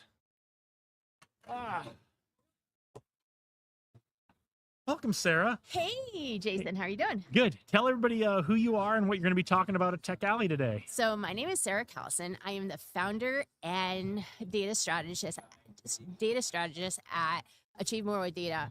So today I'm going to be talking about how to put together a data strategy for product market fit for companies. And what essentially what the premise is, we want to be able to have products that maximize our revenue, but that also don't cost us very much when we make them. So how can we go out and make sure that we're targeting the right profitable customers? So what does that data look like for us? And then also looking at our products and trying to make sure, like, hey, is the consumer liking really high, but is there a trade-off on being able to use like aspects of the product that may not necessarily be as expensive to make sure that the customers are still needs are being taken care of? Okay, so there's a couple aspects to what you're going to be talking about. The first is going to be, do I even have a product market fit, right? And so you're going to talk about that a little bit today, right? So for our folks who are watching, when they go to do this, right? Because to have a data strategy, you have to understand the data you need. So what's some of the data if you're in this first phase of I'm trying to figure out my product market fit. I'm trying to figure out if my solution actually solves a problem that the market wants to solve, right? What's some of that data that folks who have a business should be putting together? So, I mean, first, you really want to be able to say, okay, who's your target audience and so forth, and try to go and understand that. So that's kind of like your salmon song, your TAM salmon song on that. But then, I mean, that's still kind of really that's really big, broad, that's right? really broad. I mean, TAM salmon song, we're talking about just like numbers, right? Right. So what do we need to know about our audience? Right. So essentially, going out and seeing who those customers are, and then trying to even being able to segregate them into groups and being able to say, okay, here's a group that has one need. Here's another group that has another need. And you might not necessarily be able to categorize them, but you can look at their behaviors and be able to categorize on that. And from that, you can then go, okay, I have this customer over here with this type of behavior. Maybe, I mean, I do come from like a package grid background. So let's just say, I have a product that we really want to optimize taste. So, you might have some folks that are I want something that's really quick and to be able to eat. So you might want find out kind of what the behaviors are of those people who just want something quick and easy to get. And maybe they're really great for high turnover, but they might not necessarily be spending the money. But the high turnover might give you more revenue than just increasing the price on it. And that's some of what we get into the next phase, right? Yes. Once we start to say, okay, now we understand the customer need. Now we get into okay, are these a high turnover customer? Are these a returning customer over and over again? Right. Is this something that someone buys once a year? Is this something that they might buy once a day, right? Yes, right. So essentially, you're going to find out what these different categories or segments of your customers, and then you can basically go and try to figure out how do you serve them. Do I need to serve all of them, or is it more profitable for me to focus on one or two of these and be able to get more revenue from that from just being able to have that focus. Okay. And so that's some of the data we need to collect. We need to understand what it's going to cost us to make these things. We're going to need to understand what the market's willing to pay for those. And that's some of the stuff that's the data you can put in to start making those decisions. Right. Yes. Another aspect too is then also trying to optimize your product too. So you may have optimized for a particular customer segment, but then you also might say, well, it's really costly to be able to have these features in the product. So how do you then try to figure out how to optimize? And a lot of times there's these things where you might find that features that interact with them that actually give you a bigger impact. So you may not necessarily have to use something that's really expensive. So for example, I'm going back to kind of cookies and so forth. Chocolate's very expensive. Flour could be a very expensive or very volatile in cost. Well, there might be some kind of interaction about having, maybe a little bit less chocolate, maybe a little bit more frosting, which may be a little bit cheaper, and then, the flour too. And maybe there's another aspect too, like you're getting a lot of breakage in your products. So, maybe if to minimize the breakage, you may not necessarily need to have some of this stuff in there, or some of the more tasty stuff, but then some of the tasty stuff causes some of the breakage. So how do you optimize that so that you can maximize the tastiness and minimize the breakage on it so that you're now delighting your customer even better? Yeah. So that's important, right? Is you may decide you want to have the highest quality product with the best ingredients, right? But if you're finding out that you're getting a lot of breakage when your product is being shipped, your cookies are being shipped, and your customers don't want to eat broken cookies, you can tweak those knobs a little bit. What do I put in a little less of? What do I put in a little more of? Or maybe I change that ingredient. Maybe it's not that really, really fine powdered sugar. Maybe it's the little more granular, but that helps me with something else, right? Right. Or there's a new product on the market that's like, 10 cents a pound cheaper. How can you bring that into the product and be able to still even delight your customers more, but have something that's not as costly to produce? So it sounds like the data we need to collect from our customers is, what do they really like about the product? What don't they like about the product? And how can we tweak it to improve it and maybe even bring it to new customers, because they will like it as well. Yes, definitely. Awesome. Yeah. What else are you going to talk about in your talk today? So, really, a lot of this is, we hear about like AI and AI agents, and they're great. There's so much technology out there to help us really be able to collect data. But one of the things we have to think about, collecting data is great, but if it doesn't have a use for it, it just becomes a cost to our organization. And then, the other thing too about, agents and so forth, that we also have to think about the technical debt. Like, you start building things out, that means you also need to start supporting it, and things change, and especially with AI changing a lot, you have to be thinking kind of what's going to happen in 6 months, and is this, how's this technology going to be changing? So, really being able to really think about the future, but also what do you absolutely need at this time, and kind of testing that out so that you're not overwhelmed by technology changes in the future, but also being able to maintain with minimal technical debt or minimal expenses about this, the minimum amount of data that you actually need to make these decisions. How do we know if a piece of data is useful to us or not? So a lot of this is trial and error. And it's essentially looking at kind of, what metrics do you have and what do you think you're missing? And then kind of going out and trying to understand that and just test, like, does this data about my customer actually help me figure out what they like and what they don't like? And is it really costing me a lot of money to be able to get it? Because sometimes, when you get data, you have to think about, how much is it going to cost? Where am I getting it? How reliable it is? So this is part of some of the conversations we need to have when we start talking about our data strategy. Awesome. So.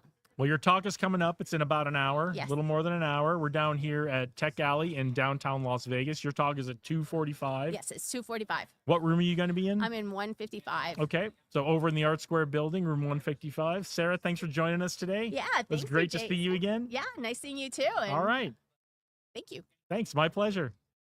And I want to thank all of you for watching today. I think we're gonna wrap it up today. Everybody's off watching talks. So we we always hang out here and wait for everyone who wants to talk to us and come through and talk. But it looks like today everybody's off doing other stuff. So we're gonna thank you for joining us today. We're gonna thank Taverna Costera for hosting, letting us have the podcast here and be gracious enough to let us do this, for providing coffee and water and lunch to everybody who participated. Thanks to Tech Alley and Josh for letting us be part of this as well. And thanks to everybody who came and talked to us today. And thanks to all of you for watching. So have a great weekend. We'll see you next month at Tech Alley. Onward and upward.